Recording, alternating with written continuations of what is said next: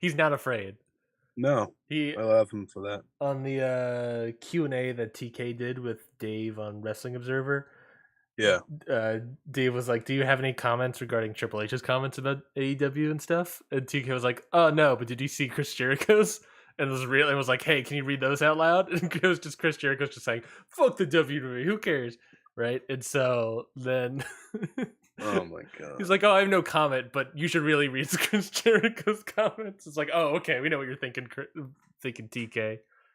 Oh man. All right, we are streaming, we are recording. Let's get this thing a rolling. Here we go. 3, 2, 1.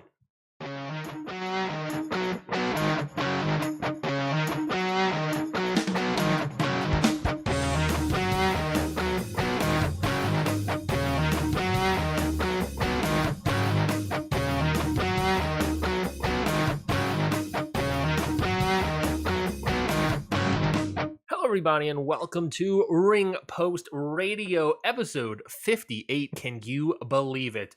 Thank you, everybody, for joining us on this Sunday morning. Before Sunday morning, rain is falling. Sorry. rain is falling outside for me. So It's very sunny for us here. God damn it, yeah. Georgia's getting a little wet and wild this A little weekend. moist. A little moist on a fine Sunday morning. A little moist weekend in Ryan is a little Georgia. moist on a fine Sunday morning. Aren't we all? I'm Ryan Nancy. With me, as always, is Scotty Edwards. Scotty, how are you doing today? Oh man, I am doing wonderful. We are fresh off a Clash at the Castle show with one of the best crowds of the year. Shout out to the UK, showing out when they actually get a show. I don't know how any major wrestling company doesn't go there every year. Yeah. I really don't. I would go there every year for a major show. And I thought that show was pretty good. And it's All Out Day, baby. Yes, it is. It's All Out Day. Big weekend. Who doesn't love All Out? If people don't remember, All Out last year went down as maybe a top 10 greatest wrestling show of all time.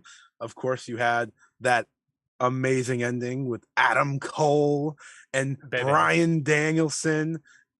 You had some incredible matches, obviously. You had the return of CM Punk into in-ring action for the first time in 7 years. You had Eddie Kingston and Miro, I think, had a baller match or something. The world title match was whatever, which I will bring up later. But even then, it was the culmination. No, wait, no. Kenny Omega won that one. Never mind. Yeah, you didn't have the culmination or anything. Hangman Page wasn't even on the show. He had a kid.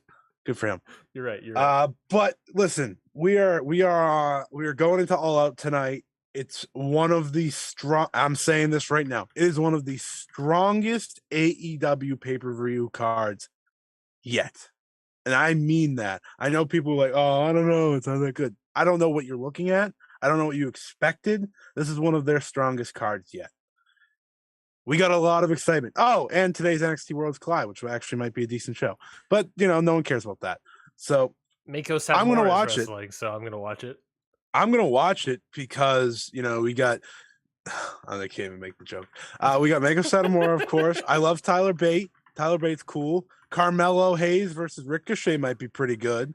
And then there's probably other matches that I can't remember. But you get the point. I'm here. I'm awake. I'm alive. Let's get to it. Yes, I am so ready for today's episode.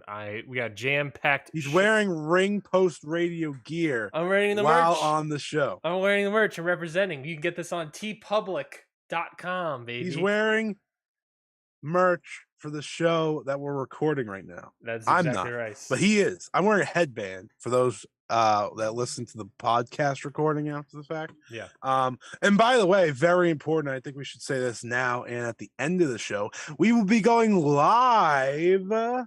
Yep. On the Patreon tonight. $3 tier. And more. $3 tier, and the more, supporter tier. All the tiers, really. You can Patreon. You can see our live review if you want to see us react. If you want to see Tired Ryan, if you want to see a little bit of everything. Of course, you will have the audio tomorrow in the morning, as you always do, following AEW pay-per-views. But if you want to see us live, and I know some people will, because you come right fresh off that pay-per-view, you want to hear instant reaction. we got that for you. Not just live, but interactive. There'll be a chat and everything. You can talk to us while we're reviewing the show. Give us your thoughts while we're happening. You could tell me if I'm stupid, which is never happens. I'm always right. But you can tell Ryan if he's stupid. That always happens. You can always do that. Definitely do that. So today we'll be doing our live AEW on Patreon. So just basically any tier on Patreon, you can join it. $3, $5, $10. You can see our live reactions and join along with the conversation with us.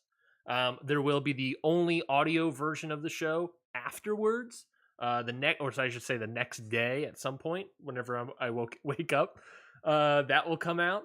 But yes, today, and then that'll be the only time we talk about All Out. So, for the next week's episode of Ring Post Radio, there won't be anything. So either subscribe to the podcast or at the very least join the Patreon and get it live. Join us in the conversation. We would love to have you there.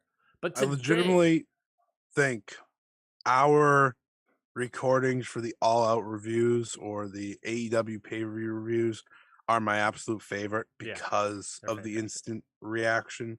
Obviously we have to do them so late, but it's fun because we're recording and Tony Khan's doing his presser at the same time, so we're adding those bits in throughout, reacting in real time. So I hope you guys join us. And if you don't join us, of course you can listen this week. You can listen like a scrub, but you got to join the real. You can listen like how I listen to every show. Yeah, listen to us like us. You gotta watch the live reaction with us. Join us in our delirium. The delirium. Yeah. It's more funny if you are there commenting and joining with us. Yes. But if you can, of course, because you probably want to go to bed, that's okay too. Yeah, we get it. Because this is going to be a long show. But we do have a big show today as well. A bunch of little news items. We're going to be reviewing Clash at the Castle. We're going to be talking about the new all-out additional matches. There were 7 more matches announced. That's basically an entire pay-per-view. That's insane. That's the same number of matches that happened at Clash of the Castle. Funny enough, including the pre-show. They basically announced a whole nother pay-per-view. And then we're also going to talk about the TK media call, and more so we're going to talk about some of the questions. But Scotty and I are going to get really in depth regarding the whole AEW women's division conversation that happened as well on Twitter, and our thoughts on that. And stay tuned. I'm bringing ratings talks. I'm bringing stats. I got numbers. I got graphs. I don't have graphs. Yeah, he did all that stuff that like people either get really angry at or really are interested in. So yeah, if you're angry at Ryan, let him know. But yeah, we got a bunch of stuff here today, and if we do have time, we'll talk about the N1 Victory Grand Final. But I don't necessarily know if we're not going to have time. The fact that Tony Khan announced the entire pay-per-view on top of it, it's kind of like, yeah, you're getting a second AEW All Out preview from us. basically All Out preview part 2.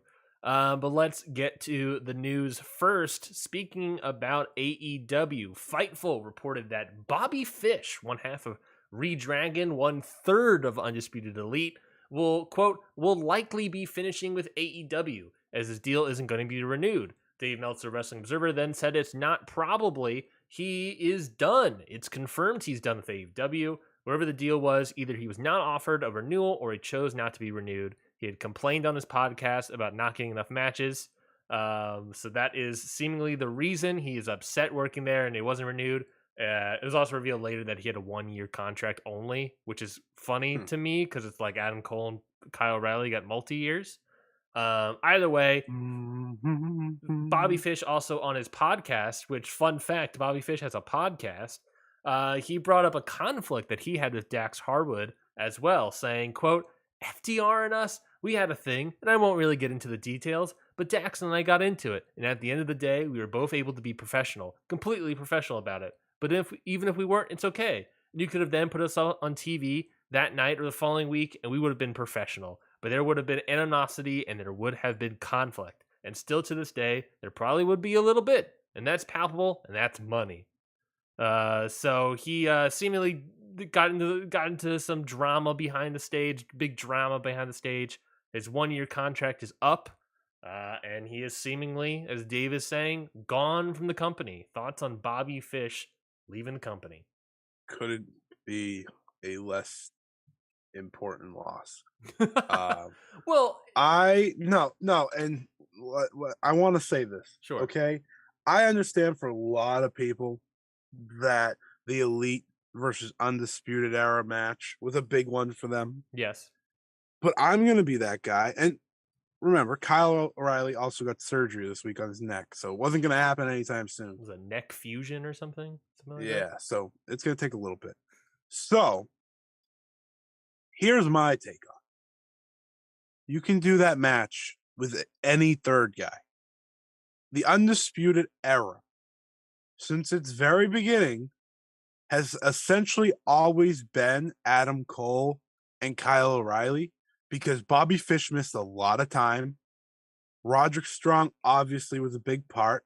And I think it was better when it was Roderick Strong as that third guy because Roderick Strong's just a better wrestler. But my whole point is here, when the time comes, you can plug in any third guy into that, and it's gonna be great. It's gonna probably be better, truthfully, because Bobby Fish isn't all that great in my eyes. I get it. I get the big match idea, Undisputed Era versus the Elite, but you can do that. Who knows? Maybe by the time Kyle's ready, Roderick Strong's in AEW. We don't really know. I was about to say, I was like, would anyone be upset if Bobby Fish leaves and Roderick Strong somehow came into this company? Like, Right. would that cause any issues? Would anyone be truly upset? I mean, yeah, you know, I think the loss aspect is the Red Dragon aspect to it, really, right? I mean, they only had like 2 matches in the company or on TV or whatever it was, They lost them all. and yeah, so that I think is a loss. I think they could have had way better matches, no, or way more matches in the company, but it just didn't happen. It just didn't happen. I think that might be a booking loss for Tony, but. And then, of course, like you said, the Elite versus Undisputed Elite. That's that whole angle as well. But yeah, I mean, ultimately, if Roderick Strong comes in, if his contract comes up and he comes into the company, then that's a way better way better person. Bobby Fish was having issues with the company. Bobby Fish also didn't want to renew with the company as well, so he also didn't want to be there anymore. Seemingly, it's a mutual agreement. They both decided to leave, and that's that. He can always come back in too. I wouldn't bring him back. I wouldn't either. But kind of what your point saying is that Kyle O'Reilly's gone right now. Adam Cole, rumors swirling about him coming back soon. I think we might be all about the boom tonight. I think we might be all about the boom as well. But the idea is still there of like, oh, why renew Bobby Fish's contract if we know we're not going to have Kyle O'Reilly for like a year maybe? So what's the point? Yeah, you don't really know with neck fusion. And I also think if you really want to play to that story when Adam Cole comes back, you can just put a different tag team with him right now. Like, yes, it sucks. Maybe the Good Brothers. I thought about that and I was like, well, I don't really enjoy them. I thought it would be just thinking of somebody. interesting and I don't think this is like that much better, but I think at least one of these guys are better than the Good Brothers. The Gorillas of Destiny. Well, they're no longer Bullet Club. Yeah, but Adam Cole's like, he's kind of. Jay White and him aren't very friendly anymore. Let's do Chris Bay and Ace Austin.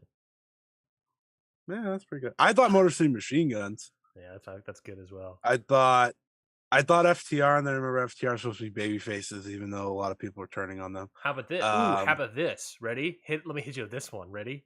Strap in. Let's bring in Matt Taven and Mike Bennett. Oh, that would work. Oh, the Kingdom. Bringing Matt Hardy. He's not doing anything. I think a lot of people just like cried a little bit. A lot of people just slammed their computers down. Yeah. I think you can play the story well without Kyle, if that makes sense, because it is about Adam in the end. It's not about them, but it'll be interesting to see. I just don't think losing Bobby Fish could matter any less to this company right now. Do you think do you think Bobby Fish will be going anywhere? Do you think big old Papa H will be picking him up? If they do it as a coach, for the PC because he's like 100. If not, NWA sounds like a good spot. Ooh, the catch-all for wrestlers we don't want to Screams watch. NWA Bobby Fish, NWA World's Heavyweight Champion, or beating. MLW because he was there first when That is he true. left. That is true. He was looking eyeing up MLWs. That's maybe I'll see He him was in in the Atlanta. cup thing, I think. He was in the cup. He was in the cup, and then he got signed, and they're like, AEW's Bobby Fish goes in the cup. Whoops. Yeah. So that's not a bad idea. MLW is not a bad idea. They could certainly use another guy like him. I think that's a I'm not great. going to watch it, so it doesn't really matter either way. Good point. Another kind of signing seeming to be on the horizon in terms of more confirmation. Mike Johnson, PW Insider, says that former WWE Universal Champion Braun Strowman is returning to WWE. Multiple sources confirmed this morning. This is on the 1st. So what was it? Thursday? Confirmed on Thursday that he will be at Monday Night Raw in Kansas City this Monday. So looks like the financiers of Control Your Narrative weren't that good, and they could not control the narrative of Braun Strowman. At least the Titan, narrative. actually. Sorry, the Titan Adam Shear, and it looks like he's going back potentially, probably to WWE. So. Papa H, another big signing. Is that the middle Infinity Stone of that gauntlet now? So we got Gargano, Kai, Karrion Cross, Hit Row. You got some hits and misses. Yeah, there's some hits and misses. What do you think about Braun? We're going back to WWE.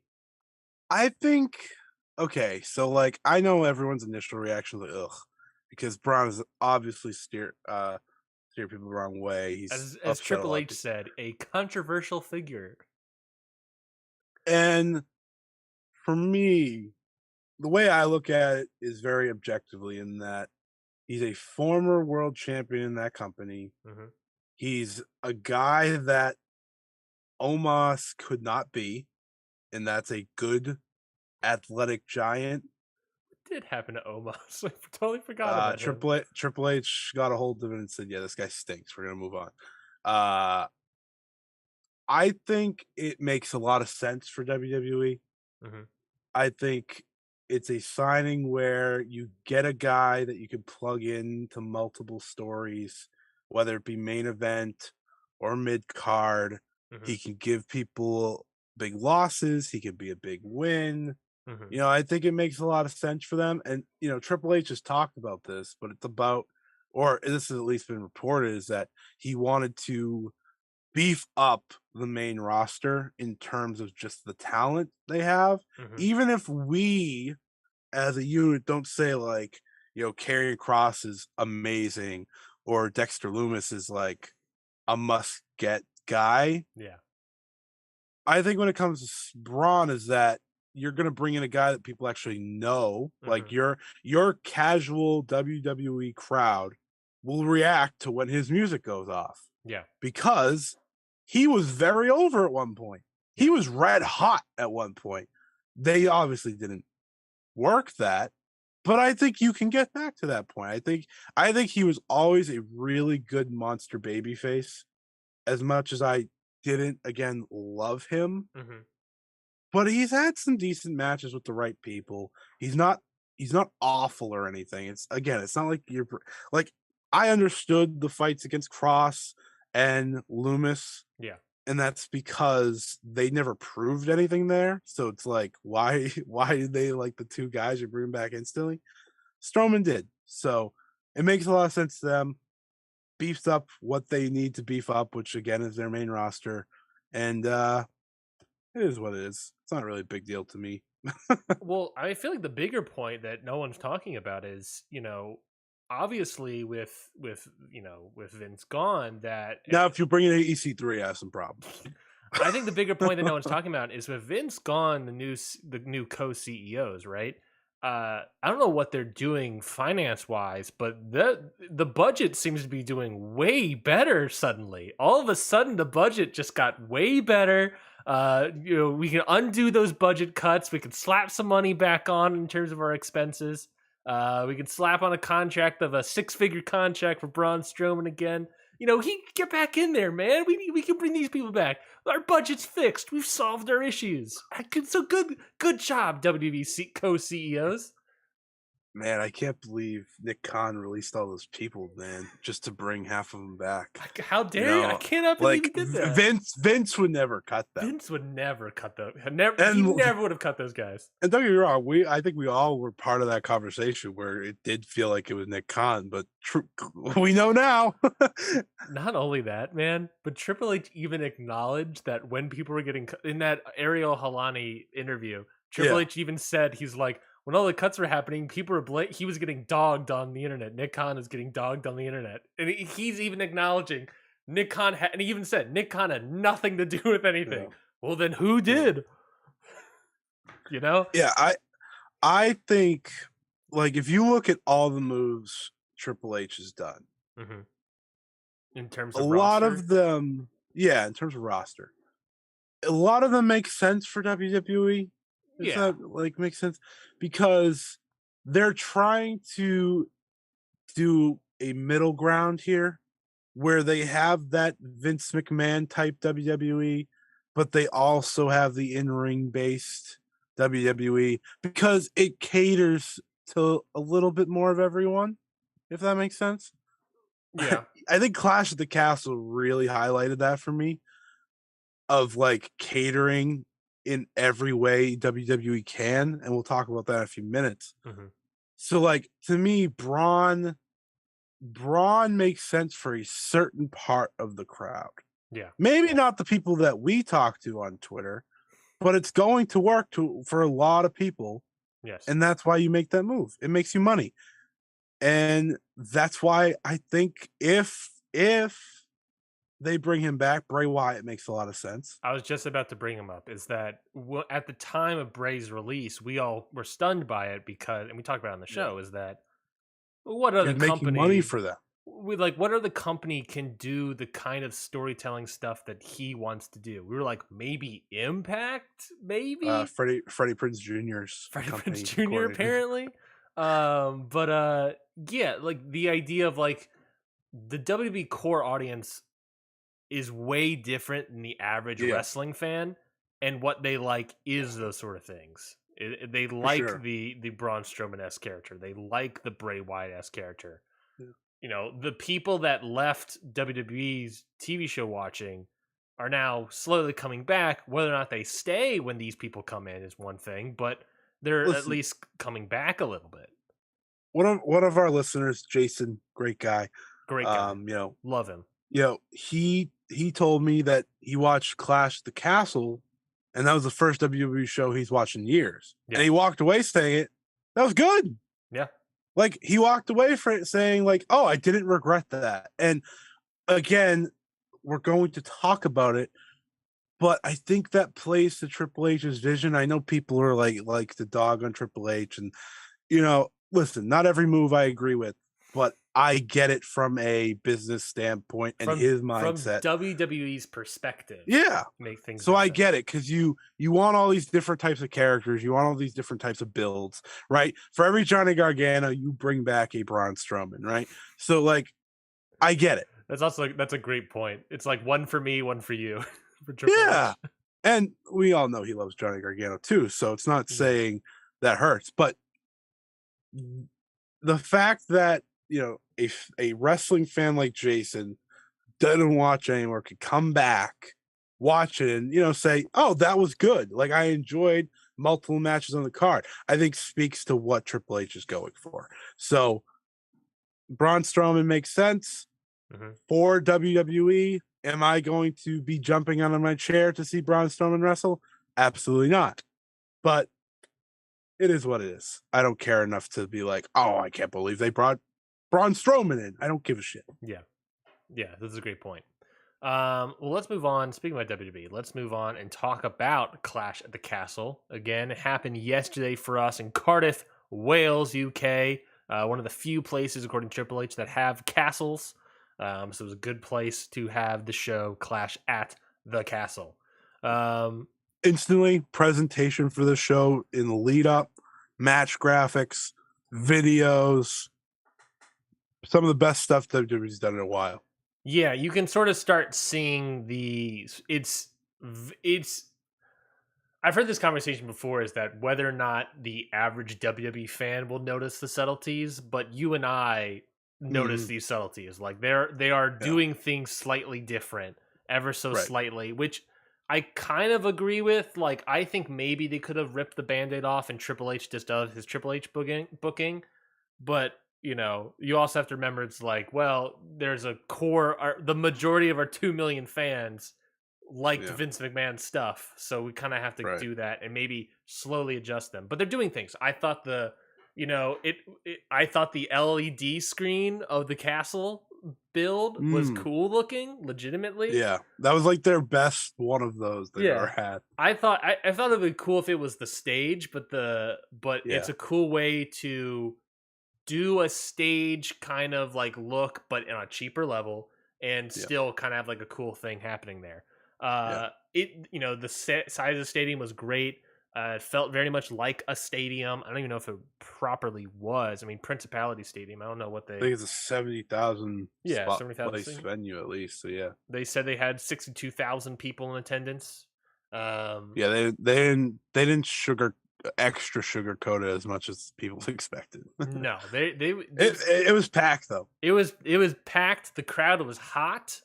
Really good show for the most part. I think there were Yeah, certainly, for me, there was some stuff where I'm like, all right, this was fine or whatever. But I think yeah. overall, it had a average takeover show vibe for me, which is Mm, still way mm, better way better than your average hmm. WWE pay per view. Yeah. Here's when I finished watching the show, I said, "Listen, you're not going to reach what I thought WrestleMania Night One was. Hmm. You just can't." Yeah. Right? You had that great women's match. Hmm. You had Cody Rhodes returning to WWE and having that match with Seth Rollins, and then you had Stone Cold Steve Austin wrestling in the main event. So you can't reach that level of like great show, and that's still one of the best, I think, or at least one of my favorite wrestling shows of the year. I have no idea what happened in the first half anymore, but I remember that half, and that was great. Yeah. Um, At least you remember something from one of these shows. right. But I will say, like, this show overall, it felt quick, even though it was like 3.5 hours. Yep. It and it's a lot of it's because they're on Peacock, and if you have the commercial version of Peacock, they Hmm. put those in, so you kind of have to watch videos. Yeah. Um, but it felt quick, 6 matches in and out. To me, nothing got to the point of like awful. Yeah. Well, Nothing was overtly bad. I know a certain result has people feeling that way, We'll which talk. we will talk We'll about. talk about that first. But but you had a great match on it, like a great man. And anyone that doesn't agree is absolutely out of their mind. Um, are you not agreeing? No, no, I'm not in the over the top great. We'll talk about it, but I'm not over the top great. I was slightly bored a little bit by the beginning of the match, but I really got into it by the end. So Like to me, that match I'm was on a like lower scale. But it was still a that great match. match It was the match of the night. that match is what I'm told Tomohiro Ishii does. Um, that's how I like. Yeah, That's when I think he's. Anyways, it's still my match of but the like night. I'm not saying it was bad. It you was. had a little bit of everything I'll explain. that again plays to what WWE goes for and or should go for. Not they didn't for a long time, but they are going for it now. So I thought in that case it worked. Is it the best WWE pay-per-view of the year? No. Is it the best? Is it the best single show? Like if we're not count like if we count WrestleMania as a whole one, still probably not because the WrestleMania did have a lot of good parts, but it worked. Yeah. And I think that was important. Yeah, I mean, right now, according to Cage Match, it is the best pay per view PLE of the year for WWE. This has so far an 8.36 on Cage Match. WrestleMania Night One has an 8.05. So, I mean, obviously, Um, the fact that you can have that quality of show not at a WrestleMania. I mean, the next pay per view after that is, get this, Hell in a Cell with the I don't Cody even remember match, him. the Oh yeah, Cody that makes Rhodes sense. Seth Rollins match. After that is SummerSlam with the Roman Brock Lesnar stuff, and the crazy, really good Logan Paul match. Um, and then after that Mm. is Backlash again, Cody versus Seth Rollins. I'm seeing a trend here. Uh, Yeah, Cody said like when we do like our year end thing, I'm going to make sure to talk about Cody versus Seth Rollins because I enjoyed it so much, and it's like the only thing that made WWE watchable for a while. yeah, but let's talk about these actual matches at Clash of the Castle. So the main event, Yeah. WWE title, Universal title match. Roman Reigns defeats Drew McIntyre in 30 minutes and 46 seconds. Let's talk about the match first before we get Mm. to the rest of the PLE. But the match itself, I thought it was your typical Roman Reigns slow, methodical start, and it took forever. But once we started getting there, Mm. that you could tell the crowd was super invested. The pace started Mm. to pick up. The moves and everything started to pick up. The Yeah. dramatic nature of a Roman Reigns match started to pick up. Really started to get there. The crowd was obviously like on the edge of their seat for this match. Hmm. They were completely invested in Drew McIntyre winning here. I was invested Yeah. in Drew McIntyre winning here. Surely, yes, I am. I I kind of think you should have done Drew McIntyre. I get why you don't, but I also Yeah. feel like maybe you should have. There's ways around pinning Roman, I guess. Maybe you should have done something like that to pay off for those people because once he lost, it kind of became, and then the rest of it kind of was like oh, this is now just cringy and sad and bad. Yeah. Um, I read something that's like UK fans are used to that type of stuff, and I was like, okay, well, I'm not. yeah, no, yeah, it So was. I'm gonna say it was kind of lame, but okay. If UK fans are used to American Pie, I don't know if that's what confused me, I guess. But the match itself, I thought first half slow, methodical, classic Roman of we're Yeah, drawing this out for 30 minutes. But once it got going and really picked up, and I really enjoyed it, which I've kind of said for the past several Roman Reigns matches, really. But sure. yeah, no, I pretty much I got invested into it, so I think it did its job properly. This was the WW. This is what WWE does better than anyone, Hmm. and people might take that like in the wrong way, but they, if they want to, they can make any match feel like the biggest match in the world, Yeah. and it kind of comes. It's part of that spectacle type thing where it helps that you have this roaring crowd and you have and like listen, I watch the entrances Yep. for the most part. I fast forward through a lot of stuff just to get to the matches so I could talk about all this. But I watch the entrances. You know, you have the broken dreams, you have the normal entry, you have the normal song, you know, you have the crowd singing the Drew McIntyre theme. You got Roman Reigns who walks out, and I'm sitting there watching this, and I'm like, listen, and most people probably disagree, but I was like, I understand if he doesn't lose. Who Like I Roman? understand Yeah. Roman because I'm looking at him first time in a very long time by himself with his titles, and I'm like, you you really want to get this guy, right? Like you don't he still has something going for him that I don't think a lot of heels do, Hmm. and he just had a presence about him. So you get to the match, and like you said, it's very Roman like in that methodical, you build it up. But I think again, it's the WWE main event style as well, Yeah. where that's kind of what they do because they build to those big moves at the end and the Hmm. big finishes, and it really works. It really works. That's what they do so well. So I thought the match was really good, and I think the match gets to another level if a certain someone wins, right? If Drew wins, I Yeah, think it gets to that great level I agree. because that's kind of what WWE does. Yeah, They don't always book the guy you might think is the right guy to win. They yeah, don't. no, But I've been saying since the moment he walked back in the door that the only person I thought was beating Roman Reigns was the American Nightmare Cody Rhodes. yeah, And I still think now that we have gone past this match, it's that has to be the case. But everything they did in the build up to this match and the videos that they produced and all the stuff that they put together, they made me believe and think and want hmm Drew McIntyre to win.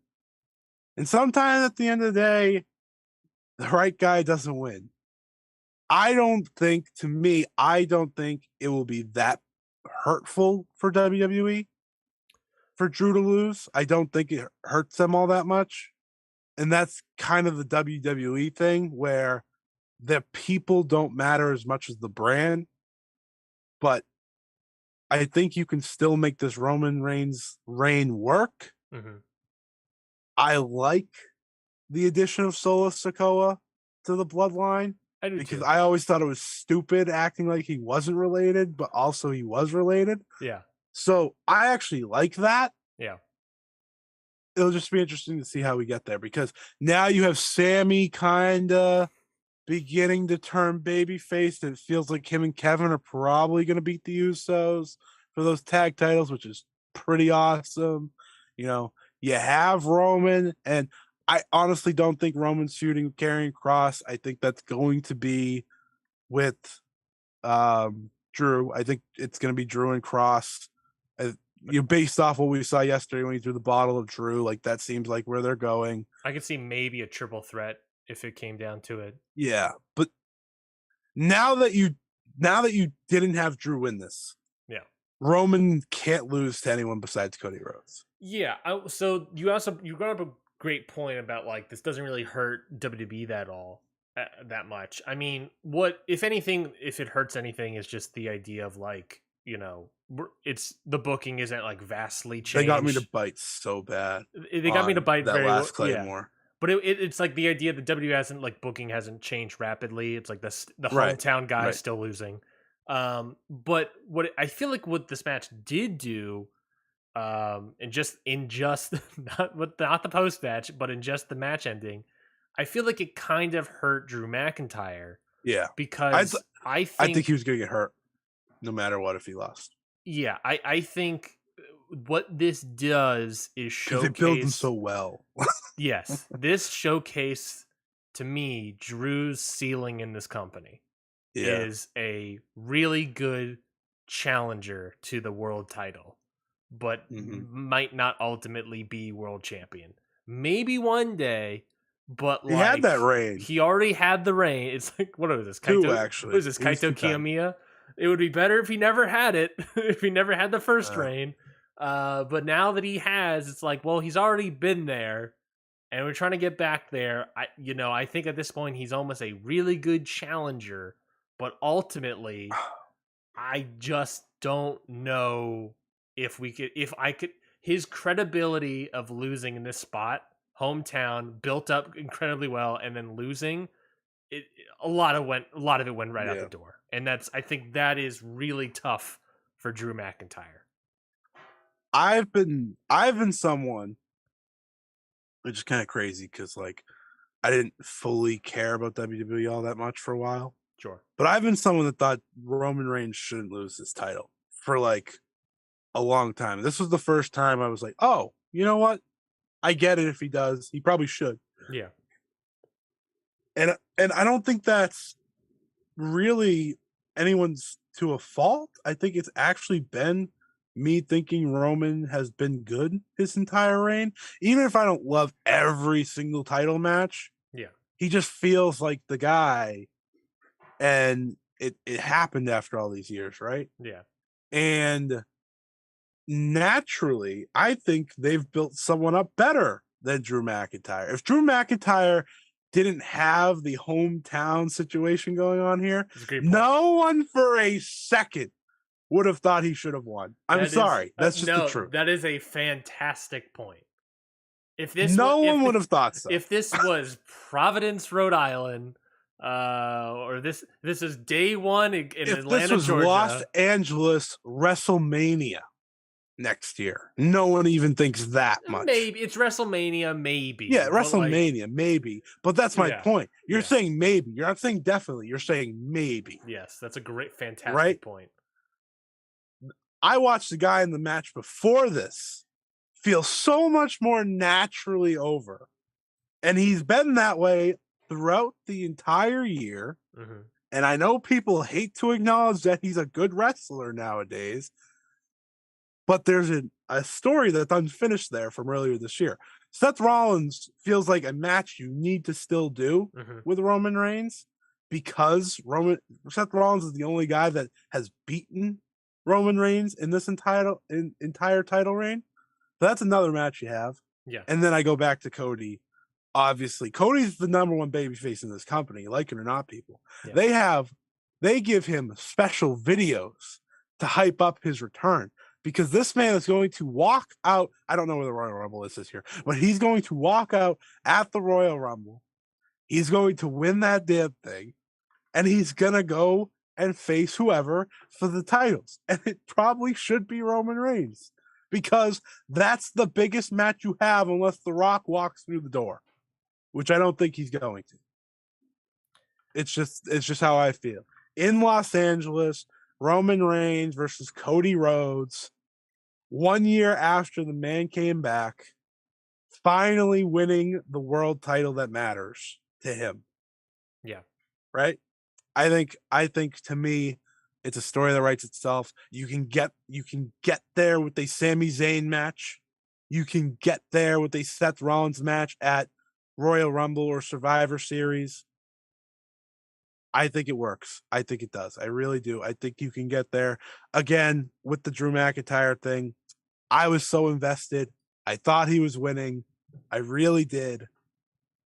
But like when the match was over, I didn't react like a lot of people did of like, oh, WWE or Triple H, he's just like Vince, or like I didn't react like that. Yeah. And it's probably because I've always looked at WWE this way because again, I tweeted this yesterday, but like I'll always have a soft spot for them in a lot of ways because it's the reason I'm a fan to begin with. Yeah. But there's other stories to go to that make sense. And I like Solo Sikoa getting a big spot. I thought Solo Sikoa was always one of the better parts of 2.0.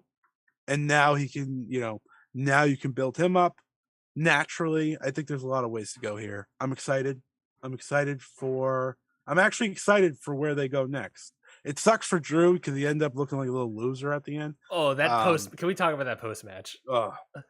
So, by the way, pop when Tyson Fury knocked Austin Theory's ass out. I popped for that. That was great. That was hilarious. I thought that's when Drew was winning. So, because like he protected the finish, and I was like, oh, Drew has to win now. And then he lost. Like the scrub he is. Yeah, whatever. So I'm not the that post match big was Drew fan or anything.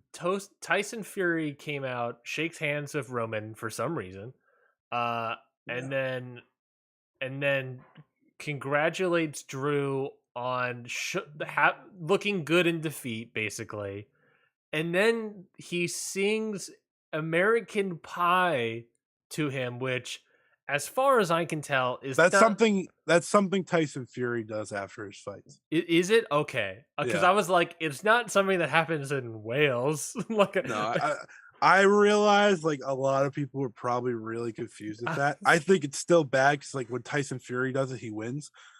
Look, I'm a WWE casual fan. I need promo packages and I need explanation of why he's singing American Pie. Sure. And I didn't get that. I agree. No, I agree. I get it because like I know Tyson Fury does that. Like he sings after he wins and stuff, and he sang that before.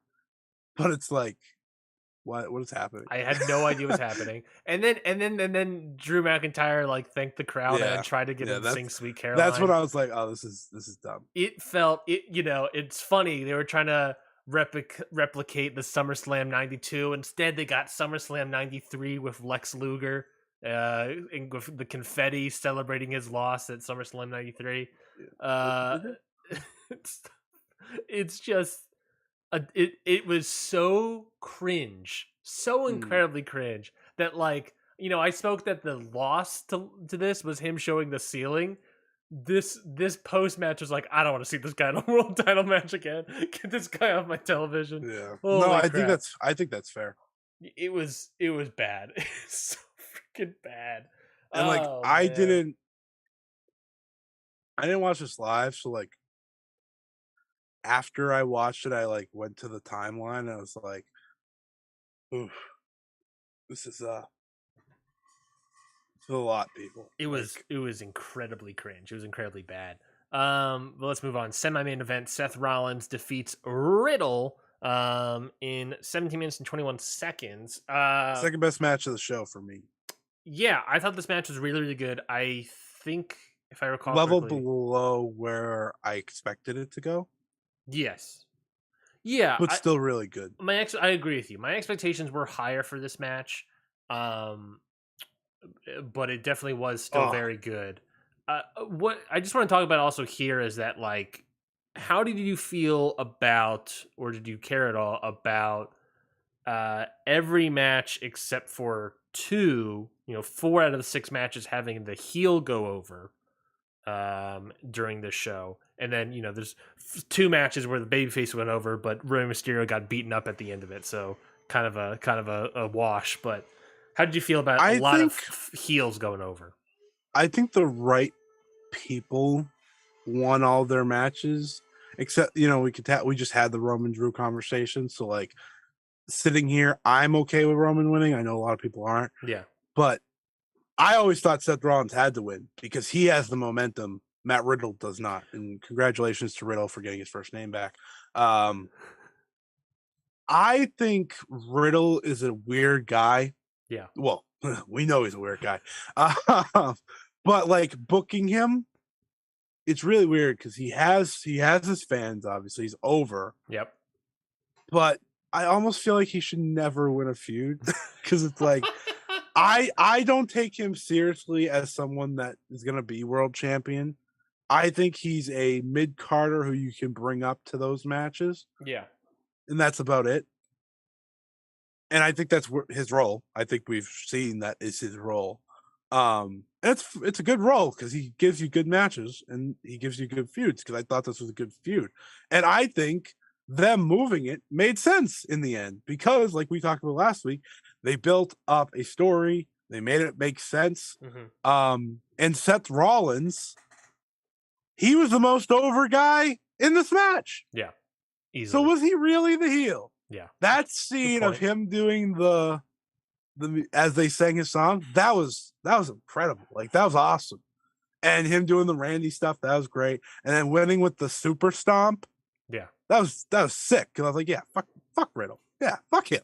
I'm wearing that thing. I like Seth Rollins. So like I think he's just he's on fire right now, and he lost a lot to Cody. He lost all 3 to Cody. Yes, he did. So giving him momentum is a good thing. Yeah. It's a good thing because he's kind of that guy that I think he's sticking to the Survivor Series, Royal Rumble defense against Roman again. Mm-hmm. Maybe the Royal Rumble because it's a year. Maybe that makes sense. And hopefully you have a cleaner finish than last time, because I thought that match was really good, and then they were just like, yeah, fuck you. Yeah. So I think it was the right choice. I think I'm glad you brought up like it being the right choice. I feel like I tweeted this out. I feel like Seth Rollins is the right choice to win the match, but like Riddle needed it more. Riddle was sure. Yeah. Seth Rollins was the right person to win the match to then go on and face Roman, but Riddle was the right person to win the feud in that moment. That makes sense. And it was just like I wouldn't be shocked if they had another match. I wouldn't be either, and do it on TV and Riddle gets the win back. That's very 50-50, I guess, but it was very much like that weird aspect of like, I feel like Riddle, after getting work shoot buried by Rollins should have probably won at that point, but then he didn't. And I was like, okay, this guy's a big old loser. He's lost the match. He lost his wife, lost his children. This guy's a big old loser. Why should I cheer for him? Well, that's okay because I don't think people want to cheer for him anymore, like that we know at least. Yeah. Or wanted to cheer from the first place. There's also rumors of like more coming out, more stuff from the X person coming out. So I also get not having him win. I think Rollins has had like the best year of his career, maybe not including Shield stuff or like that first year as a heel champion. Like I think this has been by far his best year. Yeah. Maybe overall, like he's having great matches. Yep. Right. That's obviously always good. But he's actually having good feuds. Like I enjoyed the Cody feud, and again, I said earlier, like that's WWE feud of the year. Nothing's topping that. He's having good matches, having good feuds. He's kind of red hot, despite being a heel. Yep. Like people are into him, and yeah, I think I it's hard to go against him. I mean, somehow he's like the only person that could lose 3 matches to Cody fucking Rhodes and still like benefit from it. Yeah. Because like when Cody Rhodes beat people in AEW, everyone would walk away and be like, "Oh, well, you're screwed." Like when he beat Malachi, everyone was like, "Uh-oh, he's dead to rights." Obviously, there's plenty of Malachi news that we don't really need to talk about today because we don't really know the story. Yeah. But like anytime Cody Rhodes beat people there, it was like, they're done. But somehow Seth Rollins walks out of it, and it's like he's a whole different person. Yeah. Yeah. And I think that's kind of funny. But the Shield, or 2/3 of the Shield, are carrying WWE right now and have been all year. And the other Shield members helping carry AEW right now, so that's pretty funny. I mean, it's a good year for the Shield. I would say the Shield members are carrying 3 television shows, probably. Yeah, that's a good point. They are. Yeah, so good for them. What a faction, man! What a faction! What a faction! Like they didn't have a single bust. Like like every faction has like, I constantly think about like alternate history stuff, and just the idea that it would have been Chris Hero or Cassius Ohno at the time. Punk got his way. Yeah, and Cassius Ohno instead of Roman. Like how differently things maybe could have turned out. It probably would have been largely I love the same, CM Punk. Big CM Punk guy I am. Yeah. WWE made the right call. I agree. Next match, Edge and Rey Mysterio defeated the team of Damian Priest and Finn Balor. Pretty good match as well, but the main fun atmosphere. The crowd was really into it. I like seeing this was. I like seeing Edge with Rey a lot. Like, yes, he felt natural. Like, finally, yes. He didn't feel like it didn't feel. It didn't feel. It's just been kind of a struggle for the past like year. Edge feels like he's forcing. I like this feud with Seth Rollins. Edge feels like he's forcing it all the time. Yeah, like, man, this time he didn't. Just chill. Like it felt like he actually had fun. Yeah, and that was like, well welcome. And the match was pretty good. It was like you said, it was pretty good. Yeah, but fun atmosphere for it. I like seeing those two work together. But the story, it was all wet fart after. The big story beat, of course, is after the Dominic match, cheating his ass off. Dominic kicks Edge into the balls. Like, trying to think of a pun, couldn't think of anything. And then a Gunther style lariat to his own father, to just take him out. That was the best lariat. Second best lariat of the night, but someone tweeted it out. I think it was maybe Sean Ross Sapp saying that was the best offensive move I've ever seen Dominic Mysterio do. That lariat was unbelievable, taking out his father. Oh my god, so good. I don't know. I would love to see this guy get repackaged as Dominic Guerrero. Why not? Let's just do it. Screw it. What if that's the turn? Oh, I don't want to be your son. I should have been Eddie's son, and just go back to that. Who cares? That'd been fun. That we already got the Guerrero stuff in this company all over the place, so why not do that? I thought this was it was a fine match, but the turn happened, and I'm more interested after that lariat. I'm more interested in seeing Dominic wrestle. Um, I said that Dominic should be left in NXT Europe and just never be seen again. Uh, the Judgment Day are nerds, dorks, whatever you want to call them. Yeah. Like we knew that was always going to happen. I Mhm. think, Yeah. but I will say, Rhea Ripley has very much benefited from this group, despite not wrestling at all. Like she has a kind of aura around her all of a sudden, Mhm. which she did not have before that. So there at least is some pluses to this group. Yeah. But yeah, Finn and Priest are nerds, so it's whatever. Is what it is. I don't care. Like that's the whole thing. Like we talk about all these things, and like I care about certain things, but not to the point where it's never deep enough where I'm like, oh, that was the worst, decision. Like They're AEW, solid. I They're might get a little solid mid. emotional They're a later, solid mid but card faction. They're very yeah, solid mid yeah, card it's faction. a mid card faction that you plug into feuds, and Yeah. they're probably gonna lose because that's what they're built for. It's fine. Yeah. Totally fine. Let's not act like Finn Balor's like this big like monster that like he shouldn't ever lose. He just fits the role. He'll be babyface again eventually. SmackDown Women's Title match: Liv Morgan successfully retains her title against Shayna Baszler in 11 minutes. I wasn't too into this match. I think it was fine. I think it was probably whatever it was. This is can I give you the best comp? And this could also tie in and be our Noah N1 Victory Grand Final. Oh Jesus. Sometimes I'm into watching Hideki Suzuki wrestle, and sometimes I'm not. And Shayna Baszler gets the same effect for me. Sometimes I'm into it, sometimes I'm not into it at all. And this was one of the instances where I'm not into it. So wicked funny. I fell asleep through this match, and I woke up, saw the end where she hit like the code breaker. Yeah. And then the Oblivion. I was like, oh, that was a cool finish. That was pretty good. Yep. I tweeted out it's pretty good. I want to see if anyone reacts because like I had some people messaging. And some people just liked the tweet. And one person gave me a thumbs down. I was like, you don't even follow me, but I appreciate that. I got back and watched it awake this time. And I was like, wow, that was pretty bad. I was like, why didn't no one say anything? Yeah. Yeah, it was the only good thing out of it, and I don't really care about this because in the end, Ronda's still going to kill her, is Liv got a win, like an actual win. Yes, agreed. It is she needs credible wins. And Shayna Baszler was like, oh, I'm not. It doesn't matter. It doesn't. Yeah, it doesn't. It doesn't matter ultimately. But Liv Morgan, you're right. Liv Morgan needs credible wins under her belt. This was a credible win where she went out there. She was 100% the underdog, but she was able to wrestle to get the win. Not an upset finish, not an upset roll up or anything, but get a win.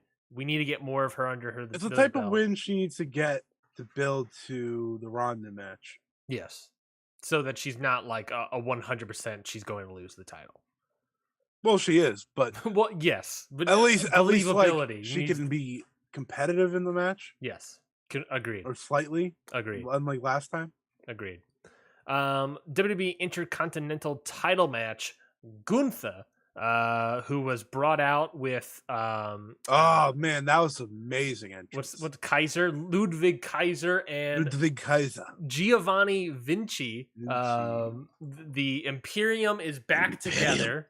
Which I'm so excited because in NXT, Imperium was a fantastic tag team. Also, I was gonna say you just got a fantastic tag team on the like that was the best part of it. Not Imperium being back, but those two being back together. It was just immediately a great tag team. Tag team, everyone talks about like, yeah, we're bringing in Hit Row because we need better tag teams. Nah, bring up Vinci, put him with Kaiser, get Imperium back together. That tag team roster just got way better. Because he is unbelievably good. Also, they feel like the duo to beat Kevin and Sammy.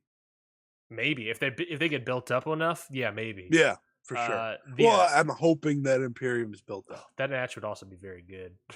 Yes, exactly. Very good. And also, I'm happy about it because Vinci's gimmick in NXT was just really. This is gonna be a take Yeah, the Vinci gimmick was hilarious. Um, I I don't know why I feel this way, but I talked to someone about this yesterday. Hmm. I don't hate the name Gunther anymore. Ooh, interesting. I mean, I And never it's because the way they say it, Gunta. they don't call him Gunther, they call him Gunta. And I'm like, it works. Yeah. Like, obviously, I'd still love him to be Walter because Yes. that was his name. Yes. But like when Ludwig Kaiser calls him Gunta, I was like, Yes. oh, Well, that's kind of terrifying. it's more Gunta. It's more like Yeah, this like weird. the way he says Yeah.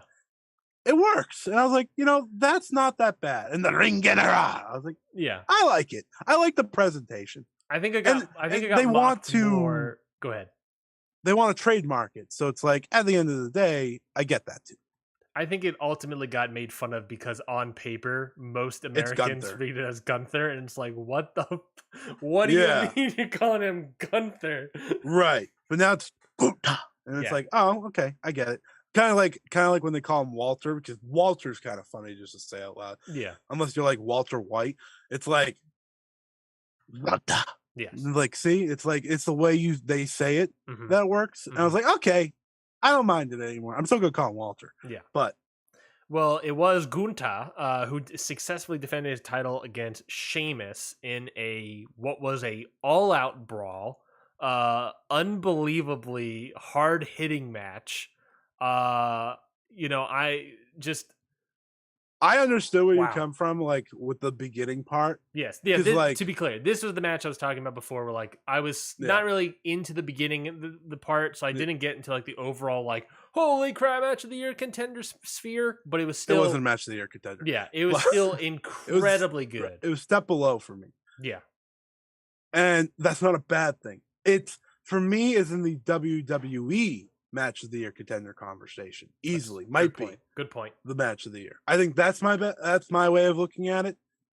Because I thought it was fantastic. I thought it was phenomenal stuff. Like once they got going, it was like this is, and the crowd loved it, Mhm.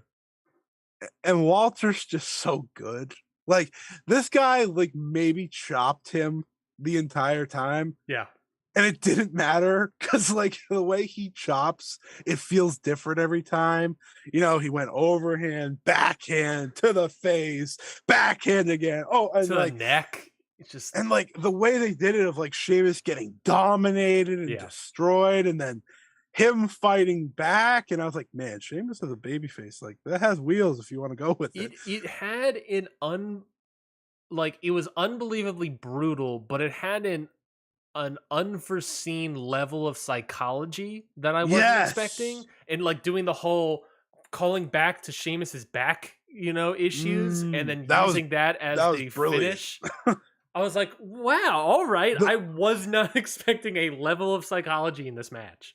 The closing stretch, like 5 minutes, was fantastically done because of that. Yeah. And like they made like some people might call it a botch power bomb, but like they made it work perfectly. Yes. Because like, oh, he landed on his tailbone. So now it's like that's like he tried to block it, Yeah. but that hurt, and then they worked that in, and then they did another power bomb. They fucking just decks him with that lariat to win. And that's why I always liked Walter, because he always won with like everything. He never had like the set finisher. Yeah. Like I guess the splash kind of is. But he is someone like he is a Zack Sabre Jr. type where it's like he might have like one finisher he uses more, but he has all these different ways to really beat you. It could be a powerbomb, could be a splash, could be a lariat. Right. Like that Ciampa match that he had when he beat him with the chop, and I was like, that's fucking awesome. Yeah.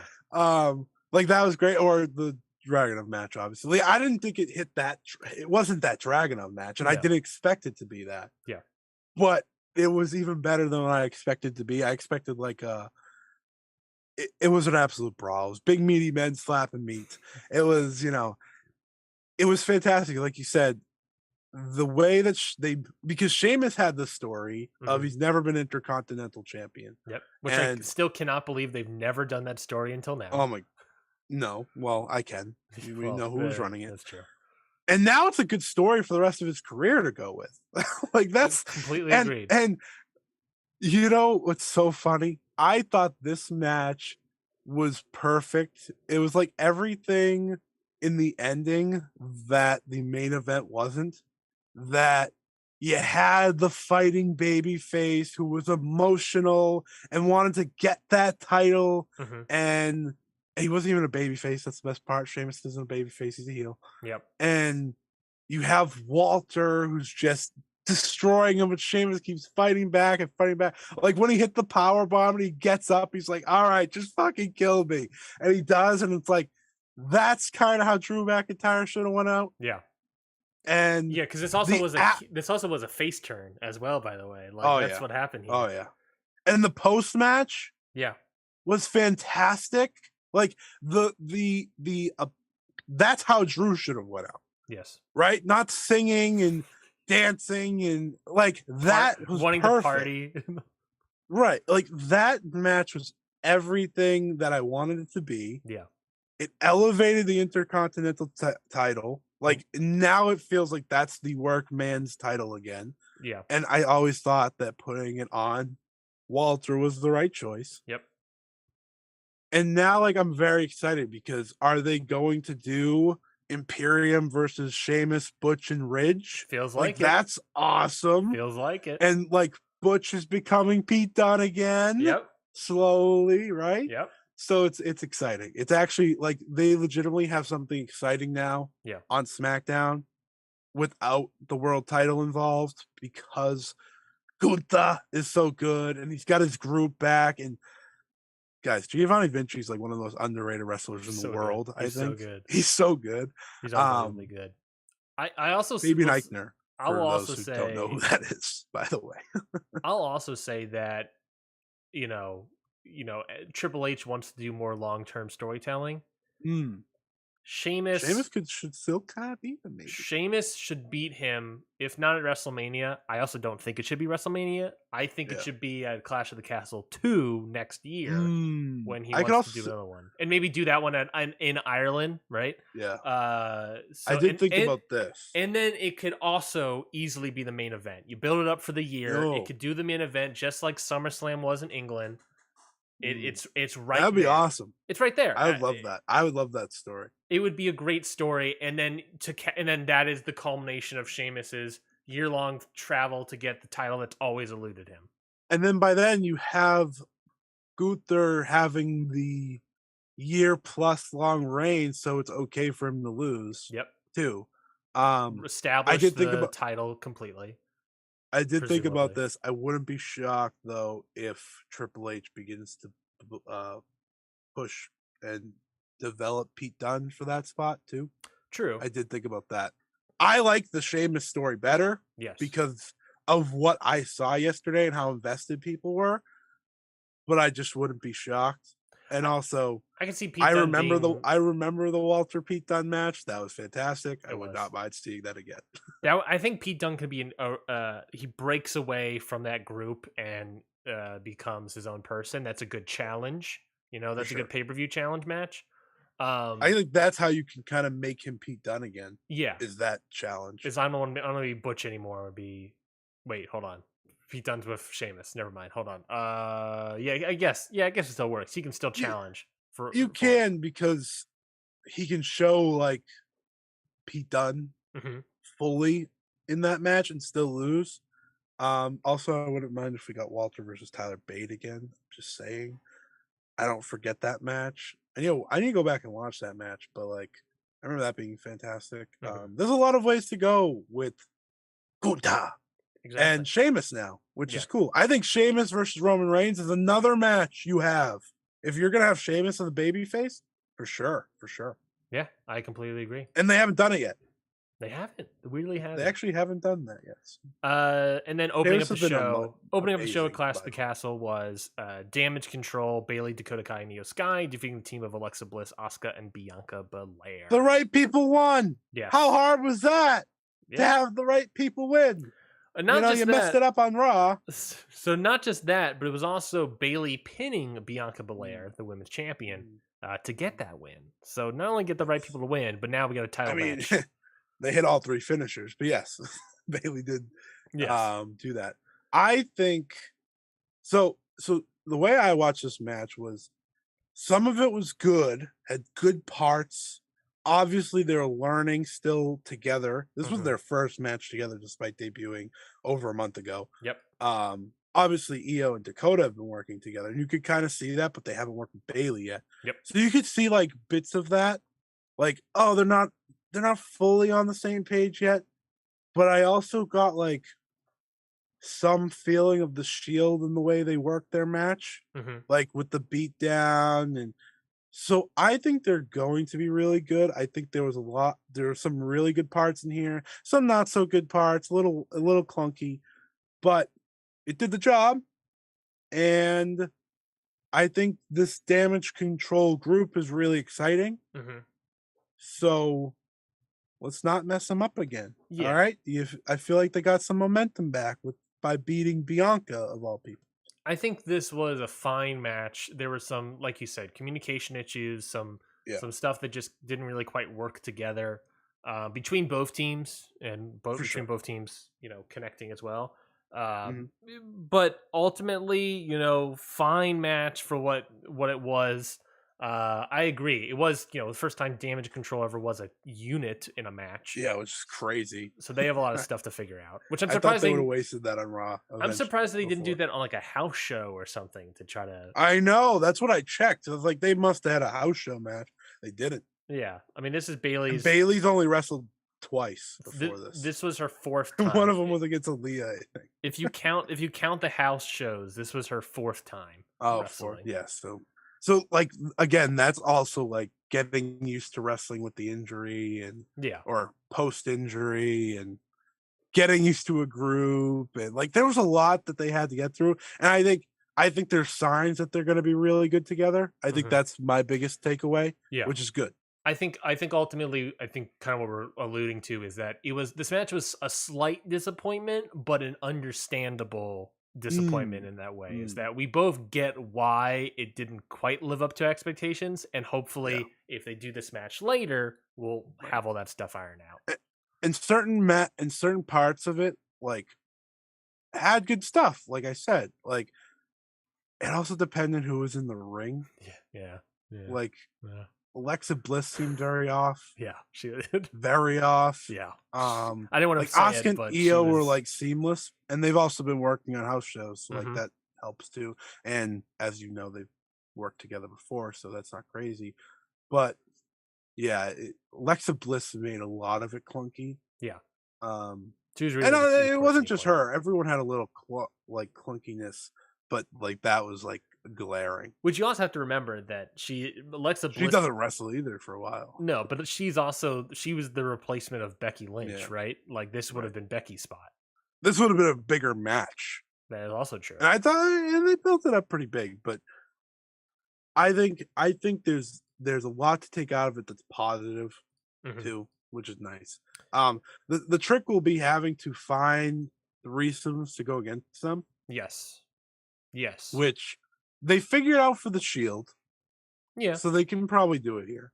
Because the Shield never fought against, except for the Wyatt family, they never fought against like other factions. It was always three guys tossed together. So, But then at that point, you also need to start thinking of maybe doing a women's face faction, I mhm, guess, for sure, or just for another sure. faction do that. I think Damage Control has the momentum at least, despite the loss on Monday. Hmm. Like I think they kind of bounced back from that. You need to rectify that, by the way. Like you need to give them the titles eventually. But I wouldn't mind if they did the whole like, oh, we're the champions of the brand. Yeah. Like I wouldn't mind that. Bianca's had the belt for a long time. It's not like if her losing would be a bad thing. Yeah. Kickoff for I don't. Did you watch the kickoff? I did not watch. Well, the kickoff was Madcap Moss and the Street Profits defeating Alpha Academy and Austin Theory. This match was aggressively fine. Nothing, nothing too It crazy out sounds there. aggressively fine. Aggressively fine show here. They didn't let Chad Gable and Montez Ford cook. No, I mean they definitely wrestled against each other, but they didn't cook.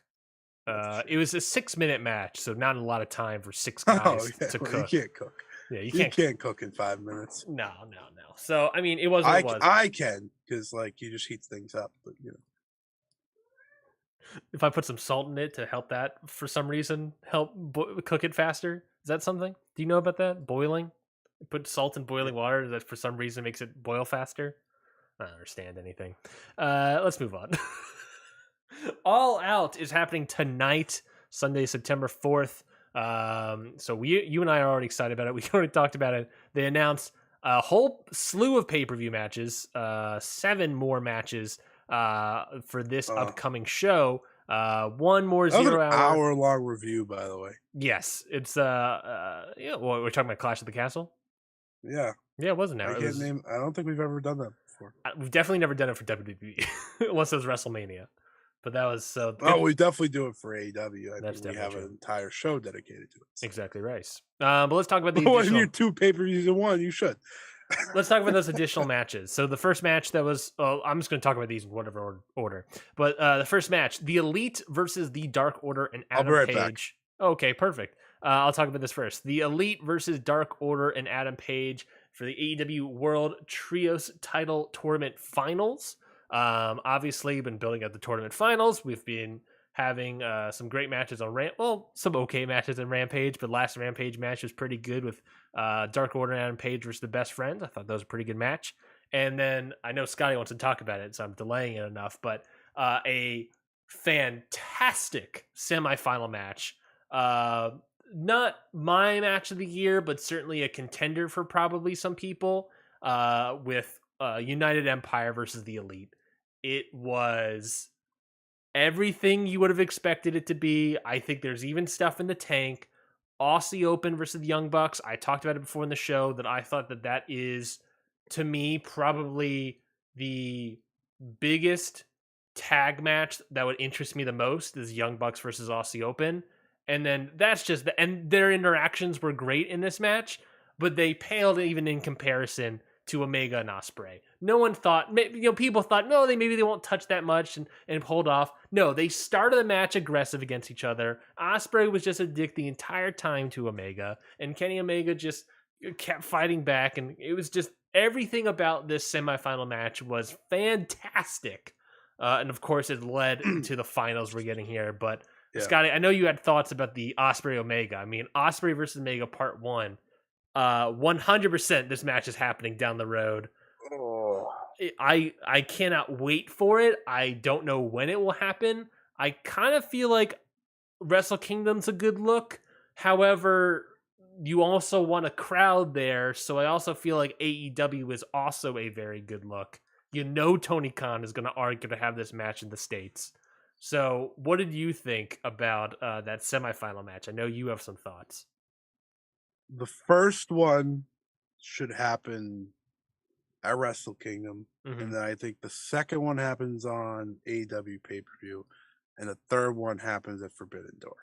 Ooh, 3 matches over the course of the year? I think so. I think you can do that. I think you can. I think those two are so brilliant as professional wrestlers that I have no problem with them doing that. I know they can be creative with it, and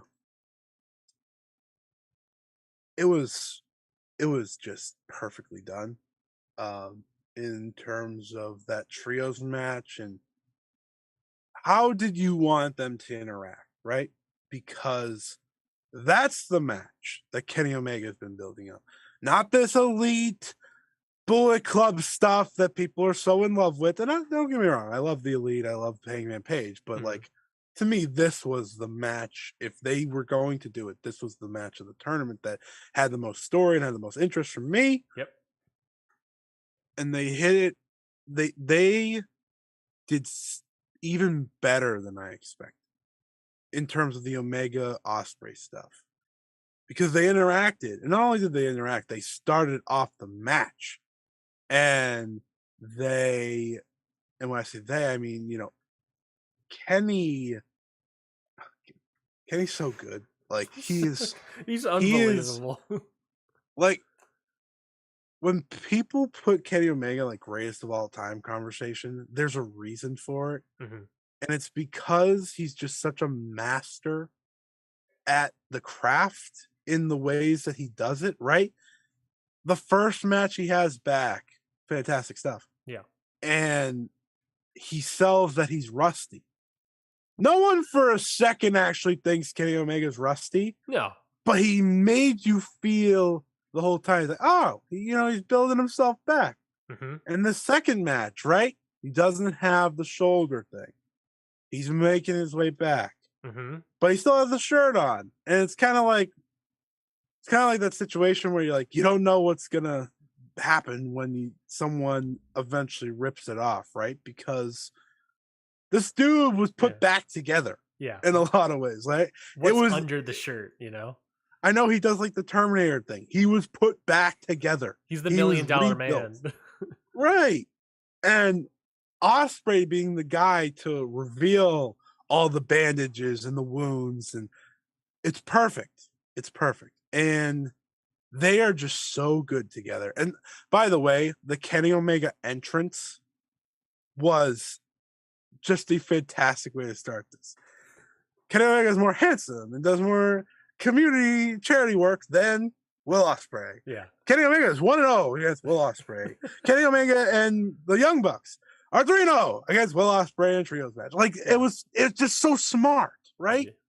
Yeah. And these two are so good at what they do that I had no doubt that they were going to be great, but they were just better. It was just better. And I heard you talking about how the Young Bucks and Aussie Open, like they showed what that can be.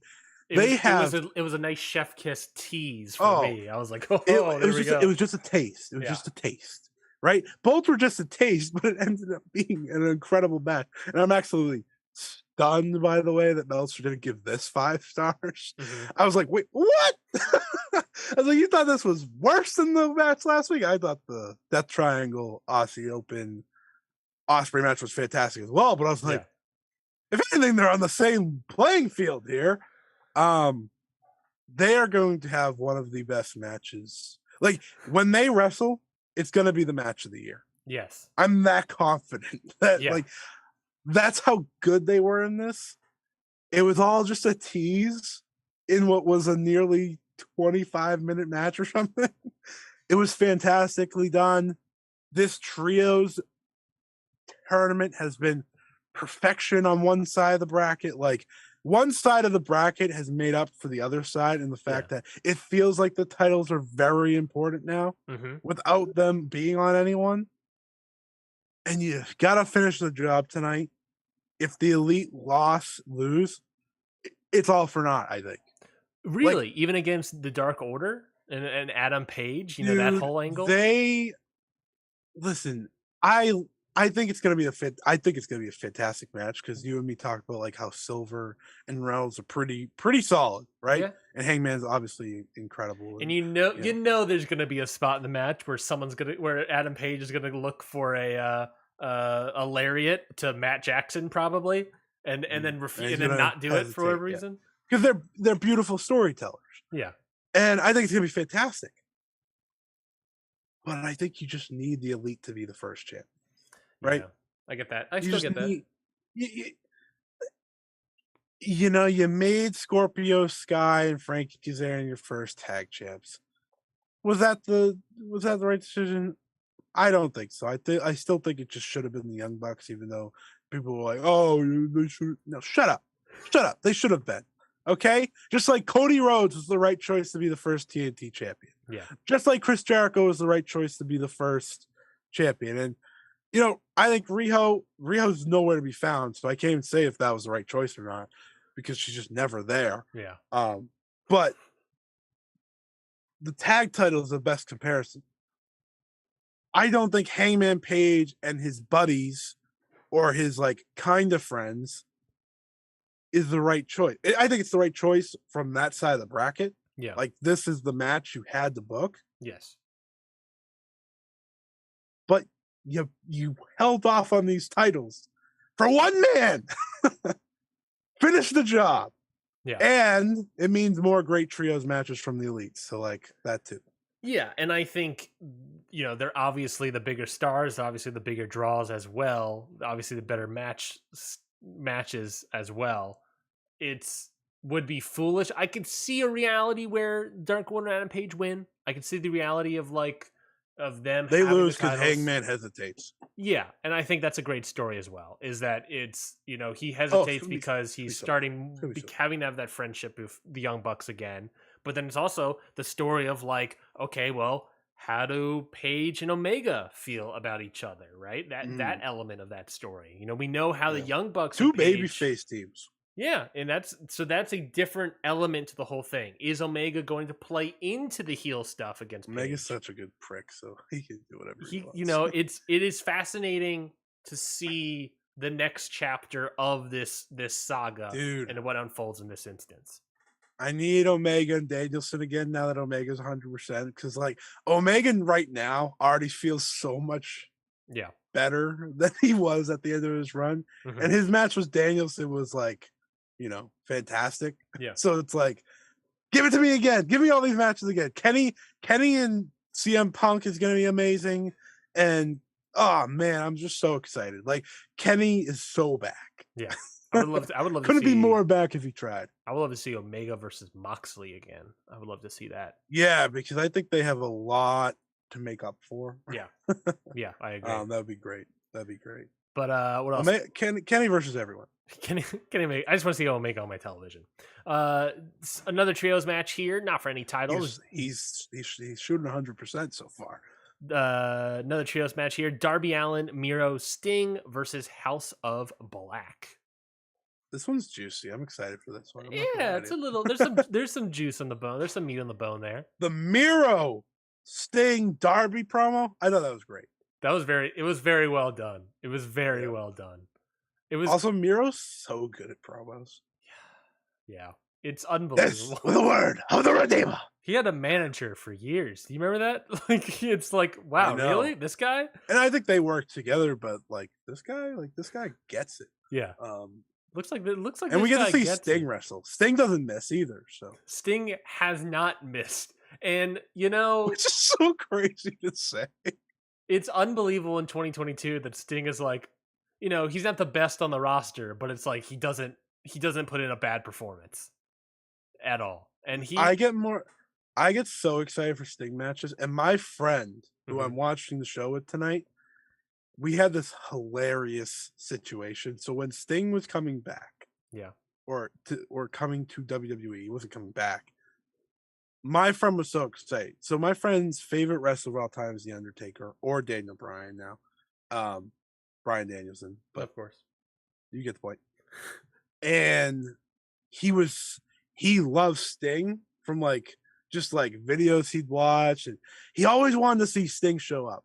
And I remember, we weren't watching it together, but that Survivor Series where he did debut. And I just remember him freaking the fuck out that Sting showed up. And then every single time Sting showed up after that on Raw or whatever, he missed it. Every single time. He shut off the TV early and went to bed. He's like, Sting not showing up. And he missed it every single time. And I don't think he has a clue that Sting's wrestling tonight. So I'm excited for him to see that. Yeah. But that's a funny thing that anytime Sting showed up as a surprise, my friend missed it. After that, it was great. Does he know that Sting is in AEW? He does know that. He does know that. But he does. I don't think he knows that Sting is wrestling a match. Oh my god! Against real wrestlers. Yeah, a legit match. Yeah, and yeah. I think he's seen Sting highlights, obviously, of Sting jumping off shit. Yeah, which is undoubtedly going to happen again in this match, by the way. Yeah, I can't wait for this one. I know people get upset that they don't have more singles matches or whatever. Yeah. But these trios matches bang. Look, the reason Sting is in trios matches and in tag teams is because he's also a geriatric old man. Let's be real here, right? Let's do CM Punk versus Sting. Yeah, that would be a great, fantastic match. But whoever doesn't like that, cry to your fucking mother. I don't care. That's Scotty's classic phrase. Imagine heel CM Punk versus Sting. Yeah, trying to win the world title one more time. The match may not be an all timer, but the build and everything. The storytelling in the Who match would be cares? great. It's Dude, Tony Khan, just throw the dart at the wall and see what happens. Why not? Why not? I agree with you. I think that would sell pay-per-views. That might sell pay. That would probably be a TV defense ultimately. That's a Grand Slam type defense or a fighter fest. Or, yeah, that's Quake by the Lake. Quake by the Lake defense. Big ratings. Go for the big rating spot because you're gonna sell your paper. Ooh, that's a Winter is Coming main event. That's a good call. Because that's where he debuted too. Yeah, that's that defense. That'd be sick. But this should be good. I don't think they're gonna do that, but that'd be great. No, I don't have an opinion on who should win this trios match. Probably House of Black. I mean, yeah, based off of what we've been. Yeah, I would imagine House of Black. Maybe it would be okay if Sting and Darby lost the match together. I agree. We kind of already reviewed this but we now actually have match participants, so I think it's better to review this now. Yeah, I would say so. The Casino Ladder match: Claudio Castagnoli, Rey Fenix, Andrade, Rush, Penta, Wheeler Yuta, Dante Martin, and the Joker. Not from Batman, but the casual Joker. So what are your thoughts on this match? And then who do you think is going to win, and why is it the Joker, and who is the Joker? They've never had a better shot at a great ladder match in AEW than they do with this one. Well, I mean, they also remember the one where Adam Page came back. That Casino Ladder. That was a great one. That was a great one. That was a good one. That was great. That's the best one. Yeah. But you look at these participants, and you think of Insanity, and you think of Rey Fenix and Dante Martin, and even Andrade. That's psycho. Andrade might be a little bigger and like more muscular nowadays, but he's a psycho. Mm-hmm. And throw in Yuta, and you have that fatal 4-way, which was really good.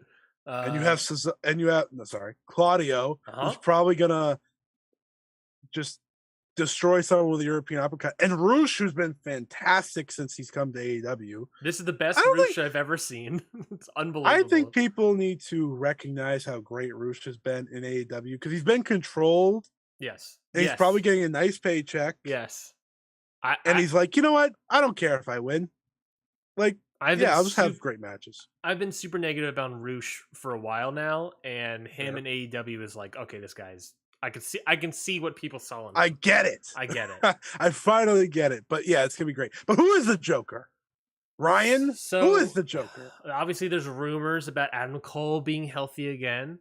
There's rumors that MJF is returning to the company soon. Dude, MJF needs to come back within the next month, or I'm gonna be pissed. Every time other contenders, every time there's a mystery person in AEW right now, everyone thinks Bray Wyatt. Because did someone start a rumor about Kota Ibushi? Is that what I saw?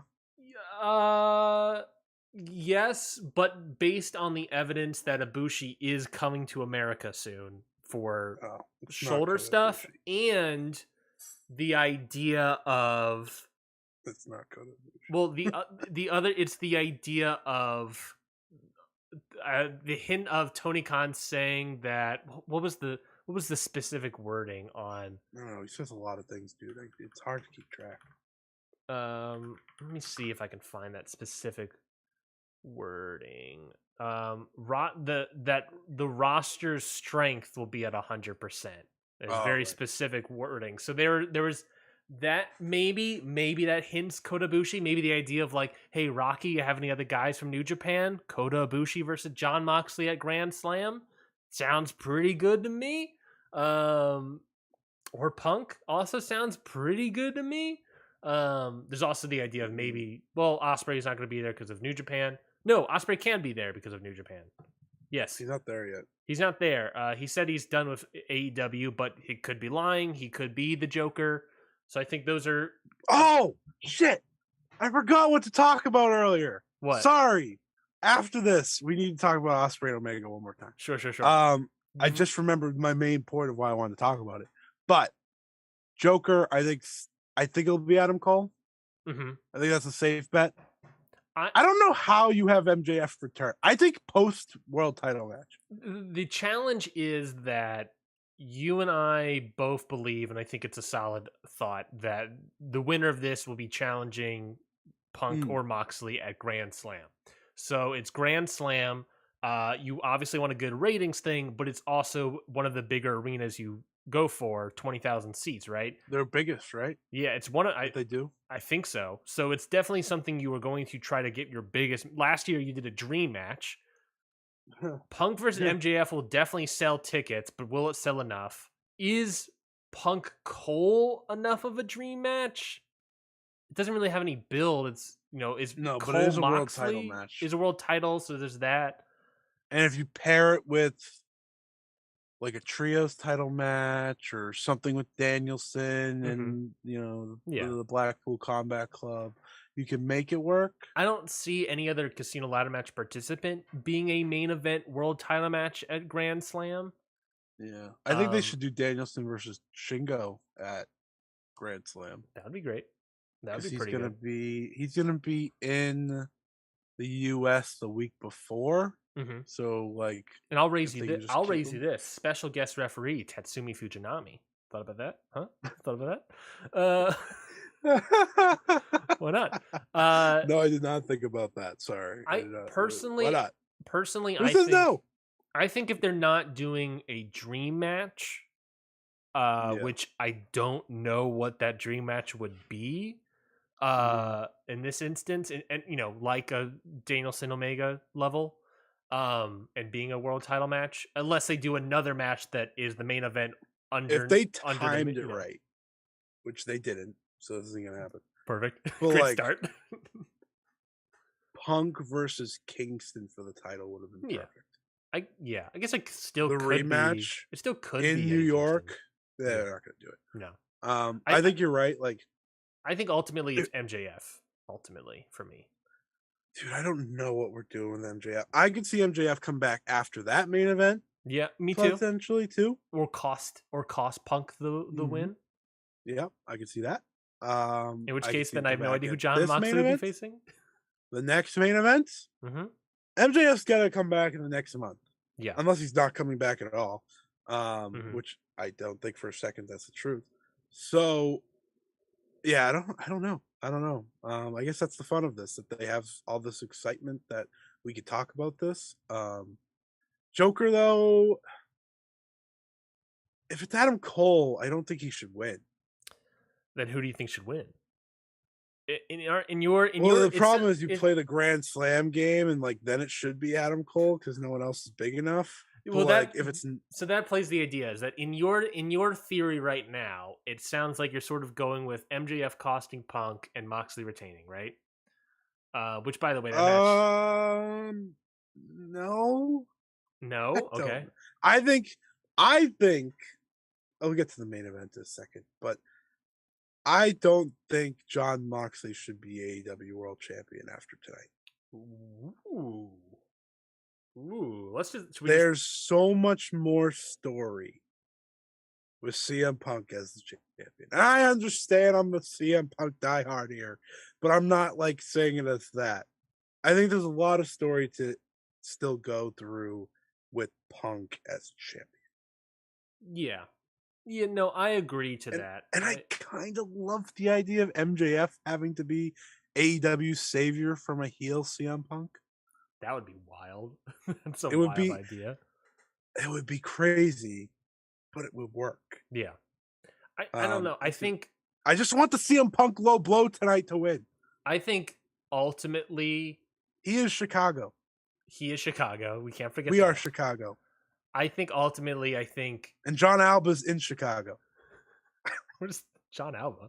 He tweeted, "I am Chicago. I am in you" or something Oh the other yeah. day, and I laughed, Uh, thinking to the CM Punk. I think ultimately, if the match to me that would sell the most tickets and stuff for a Grand Slam is probably MJF versus Punk For sure, for the for world sure. title, and then I'm in agreement. that could be MJF winning the world title. That'd be crazy. That'd be a lot of hot potato with your title, but I don't think it would be that bad. Yeah, I don't know. I don't know. it's a tough I have one. no idea. It's a tough one. Is this our what match were we talking? Oh, we were talking about the Joker and Yeah, stuff. yeah. We got a lot of stuff. It's been an So hour. do you And think it's MJF? I think it's MJF. I think it's MJF, and he's winning. I think it'll be Dante Martin. Adam Cole. I think it's going to be Luther, and he will be the Joker, and he will win the title. I think it will be Sasha Banks. Woohoo! I like that. I like that. They would be so lucky to get Sasha Banks in that match. I think it's going to be Onita, and he's going to win. I think it's going to be Fabi Apache because she just left AAA. Anyone else? Anyone else we could add? I think it's gonna be Glenn Gerbetti or whatever, the Disco Inferno. I think it's gonna be Hiroshi Tanahashi. Whoa, that's pretty good. Okay, you want to go back to your Ospreay Omega take? Oh yes. So during that match, there were dual chants of "Let's Go" or "Omega." Will they were going back and forth. Will Ospreay has 4 matches or 5 in AEW. Yeah, and he's getting dual chants with Kenny Omega. In Chicago, when we got into created a curve and all this other stuff. I guess, but come on, man. It's also what's also unbelievable about that is that they haven't explained who Will Ospreay is yet in this company, right? I mean, they no, and I think this guy has done exactly what I expected him to when I said he was going to be the guy at AEW all the time. He has 6 matches. 6 matches if you count the Forbidden Door show. Has Will Ospreay become the get from New Japan for AEW? Is he now the get? Even with Kazuchika Okada in conversation and Tetsuya Naito, I think he's the guy that you get to pick anyone. They're going to pick him 9 times out of 10. I would. I think he is arguable wrestler of the year. I think he's arguable. Is he the wrestler of New Japan? This year? That's a thinker. Yeah. He's easily the wrestler of the year, but he has Sorry, Okada diehards. Well, I'm saying that only because Ospreay also has the breadth of AEW, Rev Pro, all the indie stuff as well. Yeah. But just for New Japan, then it's probably still Okada. Yeah, I would have to think about that one, but it's an interesting thing though. It's I think I just want to bring that up because I was shocked that there were people against Omega at all for Ospreay. And it was 50-50. It's he's an unbelievable work rate guy, and he can. And I know people hate him. I get why. That shirt that he came out with this week was brilliant. Yeah, the Bruv shirt. I laughed for a full minute. I was like, "That is."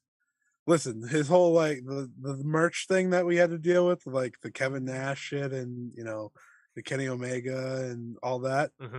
I couldn't stop laughing because I was like, "That shirt's probably going to sell very well." Yeah, it's just Bruv. Just Bruv. Yeah, that's really good. Wrestling, baby. Another match announced: Pac versus Kip Sabian for the All Atlantic title. Kind of thought this was what was going to happen, and it all officially got announced. Pac should win this. It's disappointing because Pac should win this, but Kip Sabian almost needs a little bit of a rub. Ultimately, he just needs to look really good. It's Kip Sabian. He doesn't have the best track record of being a really, really great wrestler. I think he's a solid guy, but So, I specifically tweeted this out for this show. So, I did what's everyone most excited for on the AEW All Out card? Because I wanted to see. Obviously, you get the main event, you get the trios finals. Yeah, you got 15 matches to pick from. And I've seen a lot. I've seen a lot of trios finals. Obviously, I've seen world title match, of course, but there is a lot of Hobbs versus Starks. There's FTR and Wardlow. Jade and Athena. Yeah. But I've seen some Pac and Kip Sabian, and I think that's very cool. It's very cool that in a show where you're getting Jericho and Danielson, the Elite versus Hangman and his buddies, a women's match where you'll have a new interim women's champion, a Sting match, all these matches that people are giving this match, which is on the pre-show, some love and care. I think that's very nice. I'm happy for them because, like you said, Kip Sabian's like, he just needs to have a good showing. Yeah. Oh my God. I actually found, I was going through this and I actually found a Christian Jungle Boy. I did not think anyone give a shit. So that's shocking. Well, that's one. It's one out of like 47 responses. But it's one. Can we shout them out? I already got away from it, so no. I don't think they followed me. Sorry, whoever that person is. But hey, good for you. Well, I would shout them out, but like I disagree. So, anyways, like I'm more excited for Hook versus Angela Parker than I am for that match. Maybe that's a me problem. But like we're getting Eddie Kingston and Tomohiro Ishii tonight. Yeah, and there's a lot of on matches the pre-show. Excited about. There's a lot of matches. But Kip Sabian and Pac is a very interesting one to me. I think Pac should win, but I'm happy Kip Sabian's return match is on a pay-per-view, even if it's 0 hour. It's still on a pay-per-view. I agree. You kind of already mentioned it. Hook versus Angelo Parker for the FTW title match.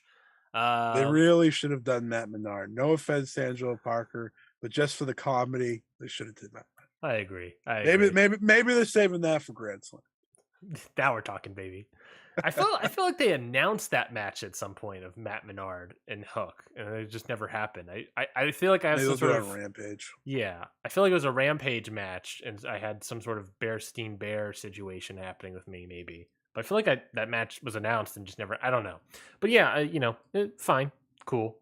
They also announced Sammy Guevara and Ty Mello versus Ruby Soho and Ortiz for the AAA World Mixed Tag Team titles. I think that their first match was really good. I thought the second match was fine. So I'm excited to see what they do here. I guess the second match was they're leaving stuff for the pay-per-view. So I'm hoping they get some good stuff out of it because I think, I don't think the titles are going to change or anything, but stuff has been fine to good so far. So kind of interested to see what happens here. Fine to good. And then, of course, the main event that was also officially announced that we all kind of proposed or thought of, CM Punk versus Adam Page for the AEW. Sorry, not Adam Page, Jon Moxley. CM Punk versus Jon Moxley for the AEW World Heavyweight Championship. This match should kick ass. Can I die on my sword now? Go for it.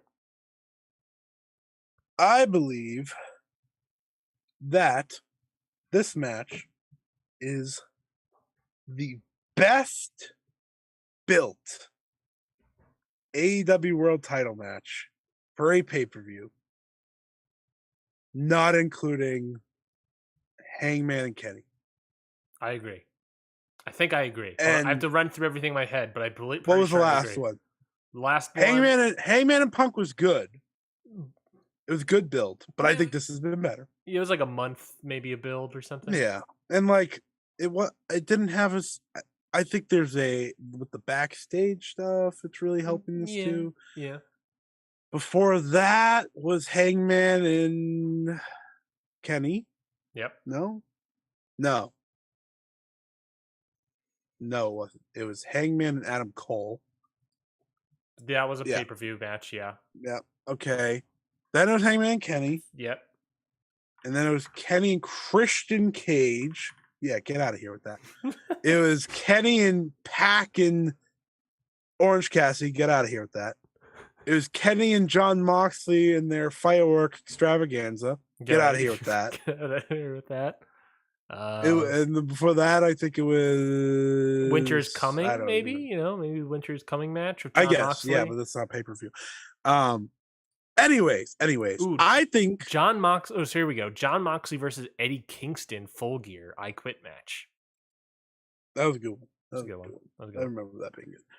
This, like the way they've done this in such a short amount of time, is perfect. Like it's been excellent, and I don't know how people see any other why. I don't get it. Yes, I don't know what people are looking for. But okay, see Jon Moxley getting his ass beat, And CM Punk runs down, makes a save, makes his epic return to AEW out of nowhere, right? Mm-hmm.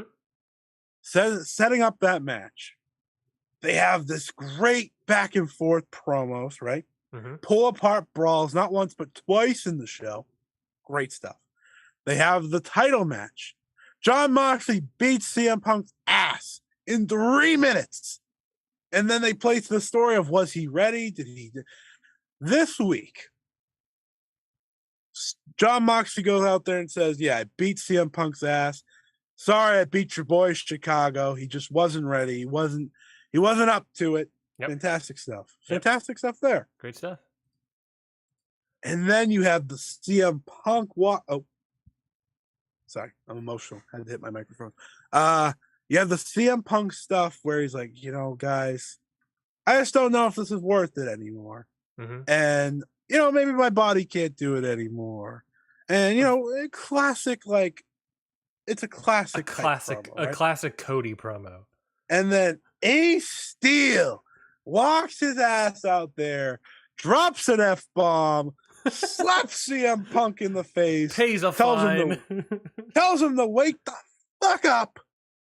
And just like that, you felt like CM Punk flipped the switch instantly, right? And CM Punk in Chicago, going through the crowd. This feels as big of a main event as it should. Mm-hmm. It's going to be fantastic. There will be blood. There will be everything. This is going to be violence. This is going to be everything I hoped it would when I thought the first match was happening here. But now you have that failure to play off of, and that's exciting. Moxley also kind of teased that it might go to 60 minutes as well. They tease it's going to go long. Yeah. It's going to go long. It's going to be bloody. Mm-hmm. It's going to be a war. Mm-hmm. It has, and they tell such great stories that it should be everything a world title main event should be. But Scotty, what are you talking about? This build can't be all time. It's only a 2-week build. What are you talking about? It can't be a good build if it's 2 weeks. So funny because someone that I talked to on Twitter, great guy, Nick, makes some great graphic design. So he made my banner on my Twitter, and he's just fantastic at that stuff, and he's very nice and whatnot. And he said, when I said that this match was perfectly built, it feels as big as it should. Mm-hmm. He said, rare, wrong opinion from Scotty. And I said, I disagree, obviously. Yeah. And I see like where some people are coming from, but I don't get it. I don't get it. Everyone can have their own opinion, but I think this feels just as big as it should. I fundamentally disagree with the idea that this is a 2-week build. I do too. It's been a multi-month build. This is the build of like CM Punk's run. Yeah, the build of this includes Punk getting injured and Moxley being interim champion, because Moxley being the guy. And why does it include that? Is because when they had the match back, Punk got destroyed and couldn't wrestle because of his foot. And Moxley, who's been training and wrestling constantly for the past couple months, defending his title against top guys or top mid-card guys, put him away in 3 minutes and brought it into the story as well. That is included in this build. This is not a 2-week build, folks. This is a multi-month build from the summer. Yes, I get it. It's not your classic build or anything like that. And they really put all the pieces together in the last 2 weeks. But ultimately, all of that is included in this build. And it's even included in the match because we don't know if Punk's foot is 100%. Right. Like we're going into this and we're going to be like, this could go 2 minutes. It could go 60. Yeah. That's awesome. That's exciting. Yeah. And to just like back up why I think this is great, Jon Moxley couldn't beat Mance Warner in 10 minutes. Yeah. Mance Warner, a guy that doesn't work for this company, a guy that has one match in this company on TV. A guy that re-signed with MLW despite dogging on it. but he beat CM Punk Yeah. in 3 minutes. Yeah. Right? There's just so much that goes into this. I can't wait for this match. I see what you're saying. Yeah. It took him 10 minutes to beat a guy that's just an indie scrub, but it took him 3 minutes to beat Punk. That really goes to show how down Punk is. Oh, interesting. Yeah. No, that's a great point. Yeah, no, they're killing it with this build. I'm telling you, man. It's right there. Like, it's right there, folks. Just I understand. I understand that we're not spelling it all out or anything like that. Or like I said, I can concede the idea that they're putting it all together in the past 2 weeks. I get that, but at the same time, it's all there. This whole summer has been the build to this match. That's really what this has been. And this whole summer, if Moxley won the title 2 weeks and then defended it a bunch or whatever, then I get being a 2-week build. But one of the reasons we're excited about this match is because Moxley's been champion for all summer long and put on great matches. Mm-hmm. That's part of it. That's part of it. And CM Punk, his best match so far in AEW for me has either been, it's probably been the Eddie Kingston match, honestly. I loved that match. That match was, because it fits what CM Punk does in the fact that he's great at these wars with people, these emotional, fought out wars. And that one was it was only like 10 minutes or something crazy. Or the MJF stuff. The MJF stuff's been CM Punk's best overall stuff. Yes.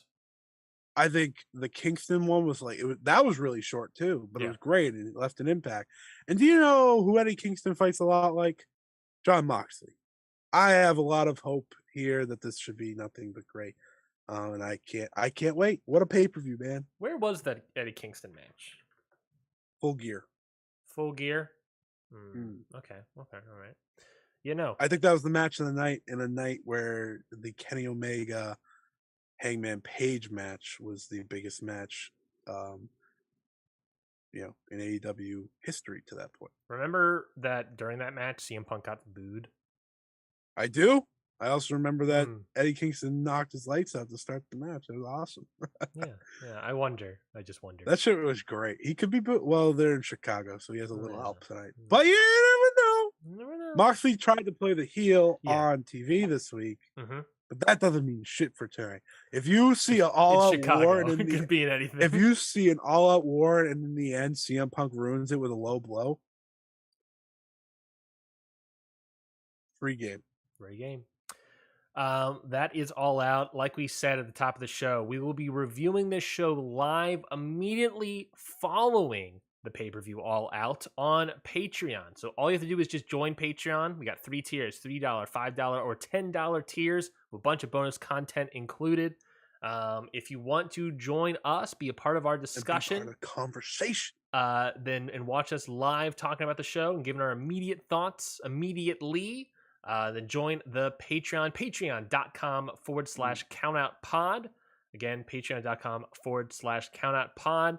We'll be doing that. Of course, there'll be an only audio version of the show afterwards. If you can't stay awake. If you can't stay awake, we get it. But if you want to be part of that conversation and you're too hyped up off the pay-per-view, like us, probably, hopefully, expectedly, then join us on Patreon, patreon.com/countoutpod. Well, we've been going for nearly 2 hours here, Scotty, so don't have a lot of time. So how do we want to, obviously we're cutting out the N1 Victory Grand Final. We kind of already alluded to that. So should we just, you're okay going a little bit over to talk about these TK media call stuff? I got to talk about this women's division, man. Okay.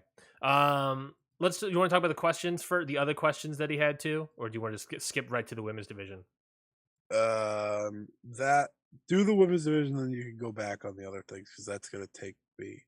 That will really determine. I got my thoughts fresh. That will really determine how long we go. That's probably a good point too. So TK media call, a lot of different questions, a lot of different news bits, a way better media call press conference than WWE's post Clash of the Champions one. But there is a lot of good, interesting stuff learned. But obviously, the one that Twitter and everybody have been talking about is the question regarding Thunder Rosa. It was asked by Daily DDT, why Thunder Rosa was given a short backstage promo to discuss her injury situation versus CM Punk being given a full in-ring segment to discuss his, and whether that speaks to the criticism of how Tony Khan perceives the women's division against the men's. Before you say anything, Scotty, TK's response at that point was saying that he, quote, strongly rejects that criticism, and went on to say that he gives his TV time based on what will draw ratings, and that the honest answer is CM Punk will draw stronger ratings for an 8-minute promo than Thunder Rosa. Khan also rejected the criticism Khan also rejected the criticism on the basis that he only knew hours in advance that Rosa would be unable to wrestle in regards to rearranging and preparing the TV segments. So, Scotty, how do you feel about Tony Khan's comments and ultimately, I guess, the AEW women's division as a whole? Man, there's so many like little things to go here, and I've been cooking it up all week. And I think let's start with the comments, right? Yeah. The comments, I understand the backlash. Yeah. Obviously. I understand Tony's side too. I understand both sides very well. I understand why wrestling fans see it as well. Clearly, he doesn't care about the women's division because to them, you go 8 minutes, 1 minute. That's easy to see, right? Yeah. I get where Tony says he is booking for ratings at the end of the day. And he also knew the day of compared to CM Punk, who, CM Punk wrestled that match on Dynamite, then on Rampage, a live Rampage. Yep. He went out there and said his piece, right? Days later. So, yeah, so that's a little different. I get that too. Days versus hours. And I think really what this was just another opportunity to bring up the women's division as a whole for a lot of people. Yeah. And we have to remember, or not remember, but kind of pay attention to reports as of late about Thunder Rosa in that company, right? And I love Thunder Rosa. I think she's great. I think she does a lot of good for wrestling. I agree. With Mission Pro, and does a lot of good for women's wrestling. But there's clearly something going on in that background. And I think everyone has to recognize Tony Khan's is probably going to take Britt Baker's side, his chosen main woman of this company, over Thunder Rosa. And if multiple people are having problems with Thunder Rosa, including maybe him, you kind of had that feeling potentially, right? Yeah. Then again, that only adds to this. Yeah. So on the Thunder Rosa point, I get the frustration. I agree. She probably should have had more than a minute. Yeah. Because she's very emotional. But at the same time, maybe it was a good thing she did it because she was in tears already. Good point. Maybe it shouldn't have been a backstage segment. I think that's my best way to say it. Maybe she should have got to go in front of the people, even if it was on the stage, and talk. Right? I think that would be better. Yeah. And I think this women's division obviously has been mishandled. I think Tony Khan has shown his cards of where this division is going and what matters most to it. And it does come down to ratings and all this and blah, blah, blah, blah. That's why Britt Baker's in all these segments, no matter what we think.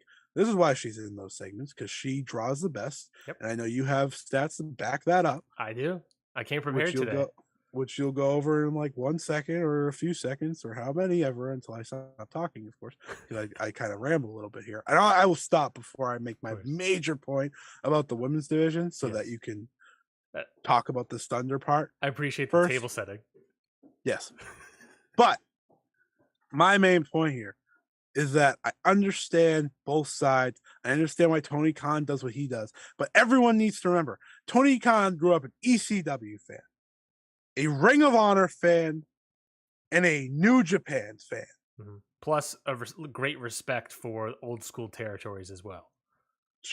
Yes. Yeah. And if everyone saw that, that video of him this week talking about old women's wrestling and the Jumping Bomb Angels and, all Japan women's wrestling without naming anyone. Conspicuous by the absence. it was a little hard to fully know if he was, like, don't get me wrong, he's probably watched some All Japan's women's matches, Sure. but like it took like just name dropping Aja Kong or Akira Hokuto or like someone for people to be like, okay, fine. You can maybe make an argument he was a casual Joshi Hmm. fan growing up. Hmm. Right? Yeah. It was also hard to find the tapes back then, whatever. Yeah. Whatever. Sure. Found those New Japan But tapes though. but you have to recognize well, of course you did. Found those All You Japan have tapes. to Found those Noah tapes. recognize what kind of wrestling fan he was growing up. Yeah. And all those promotions have something very similar. It's that women's wrestling was not prominent No. at all. Now, does that excuse it? No, No. it doesn't. But you have to understand what's most important to him and his booking and where he wants to go.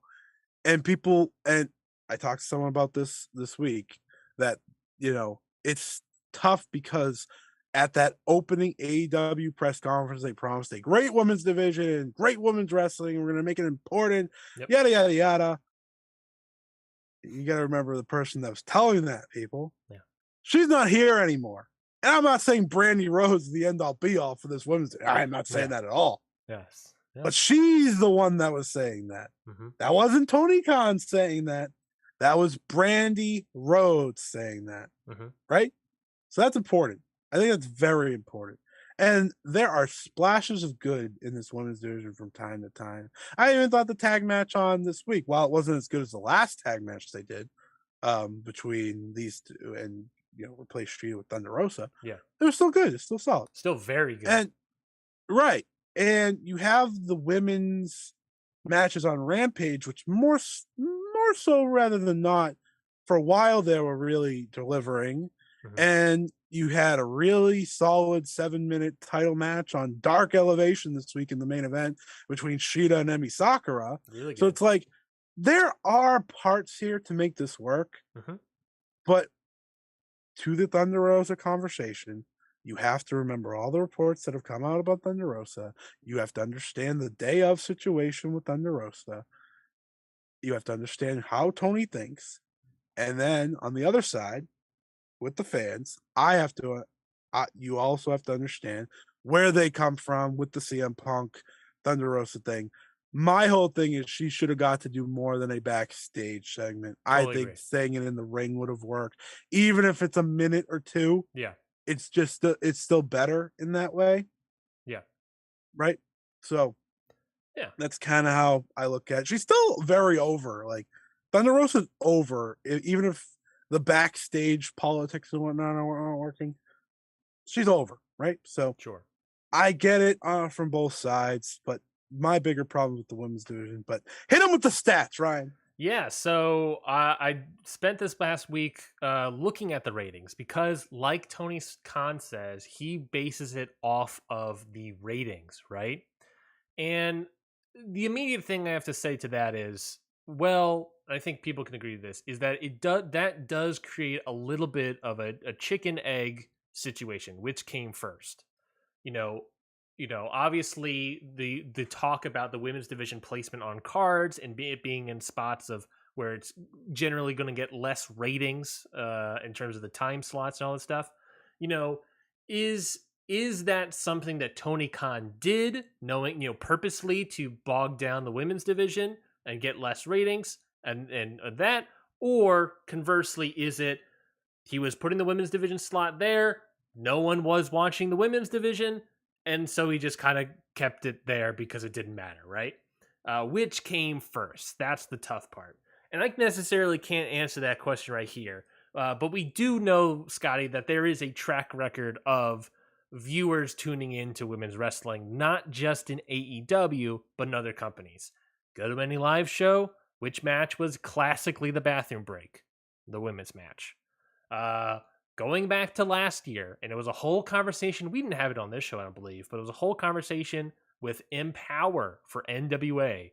Empower One, a show that was promoted on 2 TV programs, promoted across 3 promotions, had a lot of coverage by all these people for months, right? it was a flop financially. No one showed up for it. So we have a track record suggesting that people No one do showed not. up for NWA 74 or whatever either. That's also true. That's also true. Well, people showed up for ticket sales, right? But Right. no one showed up, bought the pay per view for Empower, Mhm. and that was a huge disappointment. And part of the reason why they didn't do a second one, right? So there is a precedent saying that it is a little bit that. However, I can also see the argument that maybe Tony Khan doing it on purpose, right? We know he's not maybe a huge fan of women's wrestling based on his interests, like Scotty said, ECW, Ring of Honor, New Japan, Puro Wrestling as a whole, old school territory wrestling, always male focused, right? I can concede that argument. I think it's there's a tiny amount of stretching personally, but I can see that argument. I think it's kind of, this is the idea and this is the evidence I have to substantiate my idea, and I'm really going for the idea first. So I think there's that. So we went into it. I spent the past week looking into it. So he said that he bases it off of ratings, right? So what I did is I went to the old WrestleNomics because they put it all together quite easily, and I looked at what they had. Only Dynamite. I didn't look at ratings for Rampage. One, because Rampage didn't start until a bit, I believe. Maybe, I don't remember. But then also because I didn't group them with Dynamite's ratings, because obviously Rampage is way down, so it would offset some stuff. So that would have to be a separate thing another day. Basically, what I did was from December of 2021 to today, or I guess August of 2022, barring the last ones because I didn't have those at the time. And so what I did was I broke it down not by men's division or women's division. I broke it down more divisionally. So I have the ratings of the wrestlers holding the world titles, the women's titles, the TNT titles, etc., etc., etc. So from December to August for the world title, we got Adam Page, we got CM Punk, we got John Moxley, and a kind of a transfer of all that stuff. We got the women's title. We have Britt Baker, then Thunder Rosa. TNT title, Sammy Guevara, Scorpio Sky, Wardlow. Tag teams, Lucha Bros, Jurassic Express, Young Bucks, Swerve in Our Glory, yada, yada, yada. The other ones, there's only one person holding a title, or, it's whatever. So really what we're looking at is tag teams, TNT, mid-card title, women's title, and world title. I tweeted out at Countout Pod, is a women's title on par with a world title or a mid-card / tag team title? I wanted to gauge your guys' thoughts on that. Do you see a women's title on par with the world title, or do you see it on par with the mid-card tag team title? 2/3 of that poll came back as on par with the world title, right? So what that tells me is that there is a greater portion of fans that when they see the women's title, they think of it as on par with the world's title. Now, do the ratings reflect that? And if Tony's basing off the ratings, do the ratings reflect that the women's title is on par with the world title? The answer, and I think this might not come as a surprise, Scotty, is undoubtedly no. It is nowhere close to the world title. If you take the average key demo rating, the better the moneymaker, right? For December to August, that average number is 483,000 people. For women's title, that's 450. That's a 7% difference. The men's title gets 7% more people than the women's title. For P2, another good number, the men's title gets over 1 million people on average from December to August. The women's title, a little over 900,000. That's a 10% increase. That's 10% more viewers for the world's title. In that scale. So it's way bigger. It's a way bigger difference. But let's compare it to the mid-card title, right? The women's title to the TNT title. Same exact key demo number at 450. In fact, the tag team title has also the same exact key demo average at 450. It is nearly identical, on par with the mid-card and tag team divisions. In terms of P2, it is nearly identical with the tag team, with the TNT title, the mid-card title being more interest to people older than 50. For whatever reason. People really love their Sammy Guevara's, Scorpio Skies, and Wardlows, right?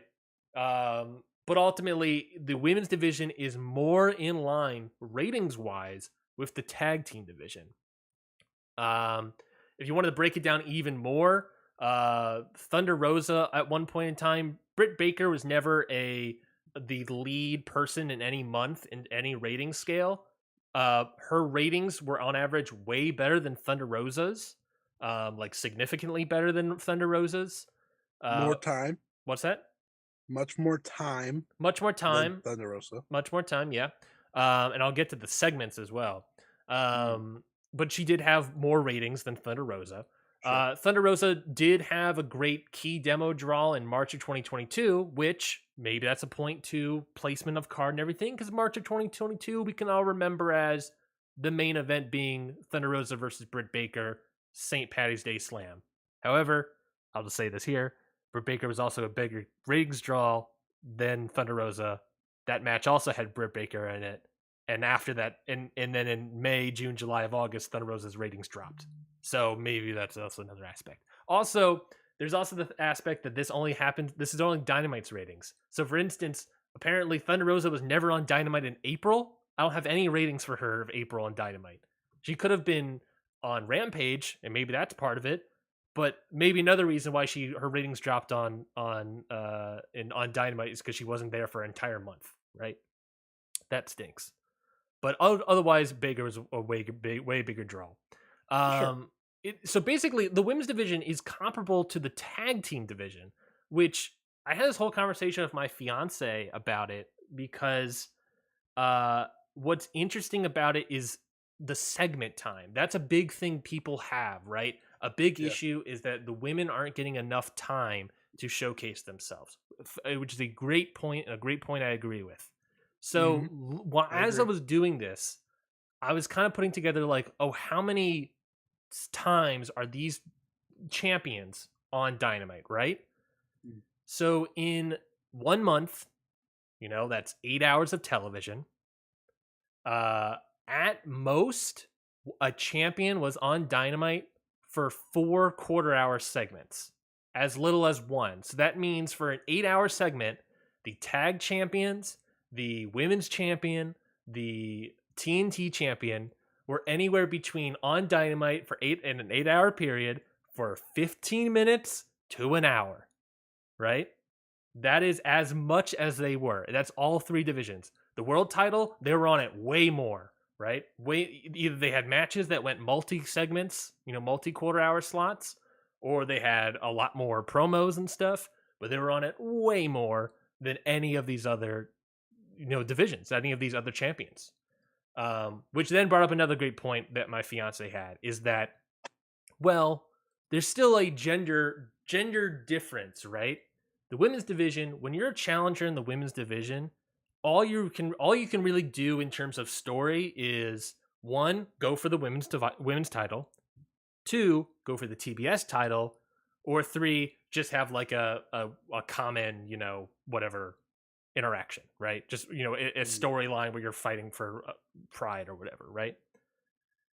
In the men's division, you have multiple instances to a greater ability to be on television. You can be for the world title, for the mid card title, in a tag team with someone else. You can fight for the AEW All Atlantic, now the trios titles, FTW title. You have a greater ability to fight for it, which is a great point, right? It's very valid.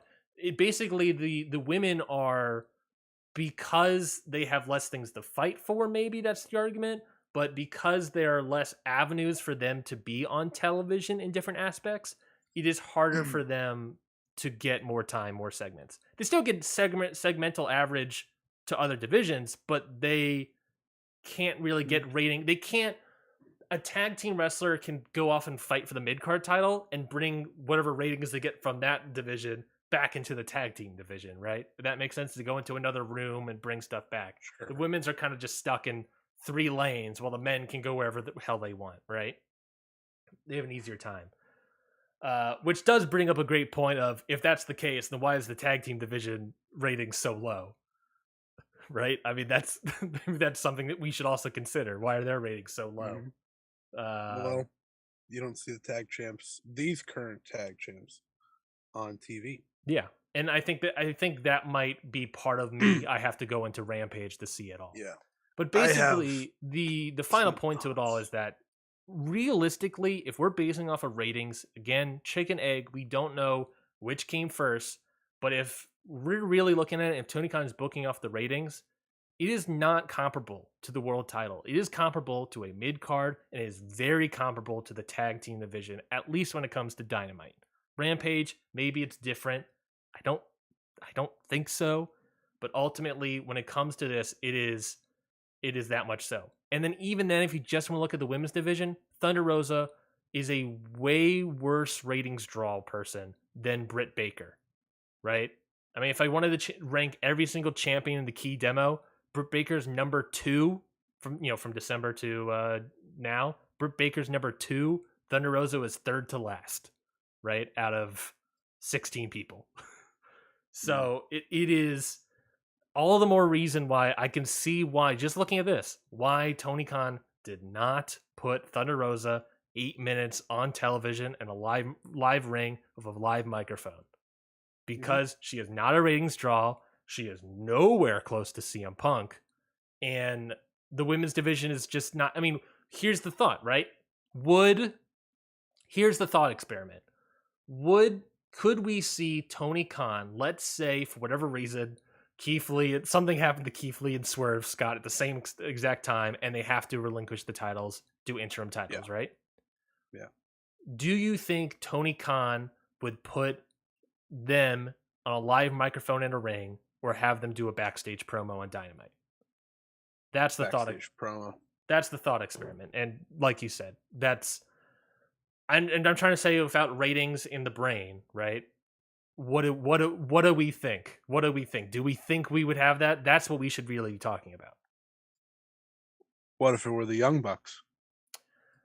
That's another great point. What if it's Young Bucks? They would be out in the ring. They would probably be out of the ring. Now, which is interesting though, is that when they were champions, their ratings as champions on Dynamite were really bad. But they had also a lot of promo segments, and they only had 2 matches as champions on Dynamite. So that's that. Here's okay. So now we're on to the division talk, right? And I think you highlighted something really good there. AEW, and this is a topic we discussed 2-3 months ago.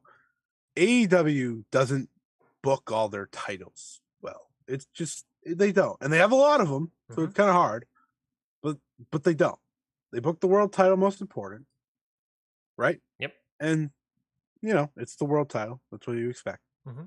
But after that, it's hit or miss, right? And this is how Tony Khan books. He has his group here, right, of talent that people want to see. Yep. No matter if there's a title involved or not. CM Punk, Jon Moxley, MJF, Chris Jericho, Bryan Danielson, Blackpool Combat Club as a whole, really. Kenny Omega. Right? Kenny Omega, the Elite. I'll say the Elite, right? Sure. Hangman Page. Even Eddie Kingston, right? Eddie Kingston does really well in terms of just fan interaction and right. So put all of them together, right? They're always going to be featured on TV.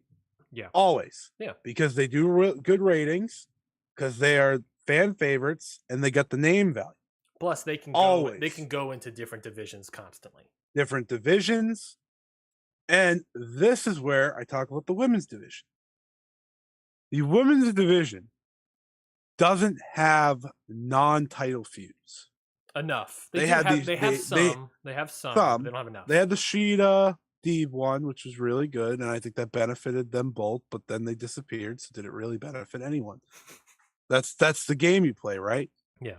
And that's a complaint that fans have with WWE forever. Yeah. Still probably do, right? Yeah. I don't really know if they do. I'm sure they do. But there was a year where WWE wasted Sasha Banks and Bayley for an entire year. Yep. And that was a problem. Despite Banks still, whenever she was on television, being a huge ratings draw.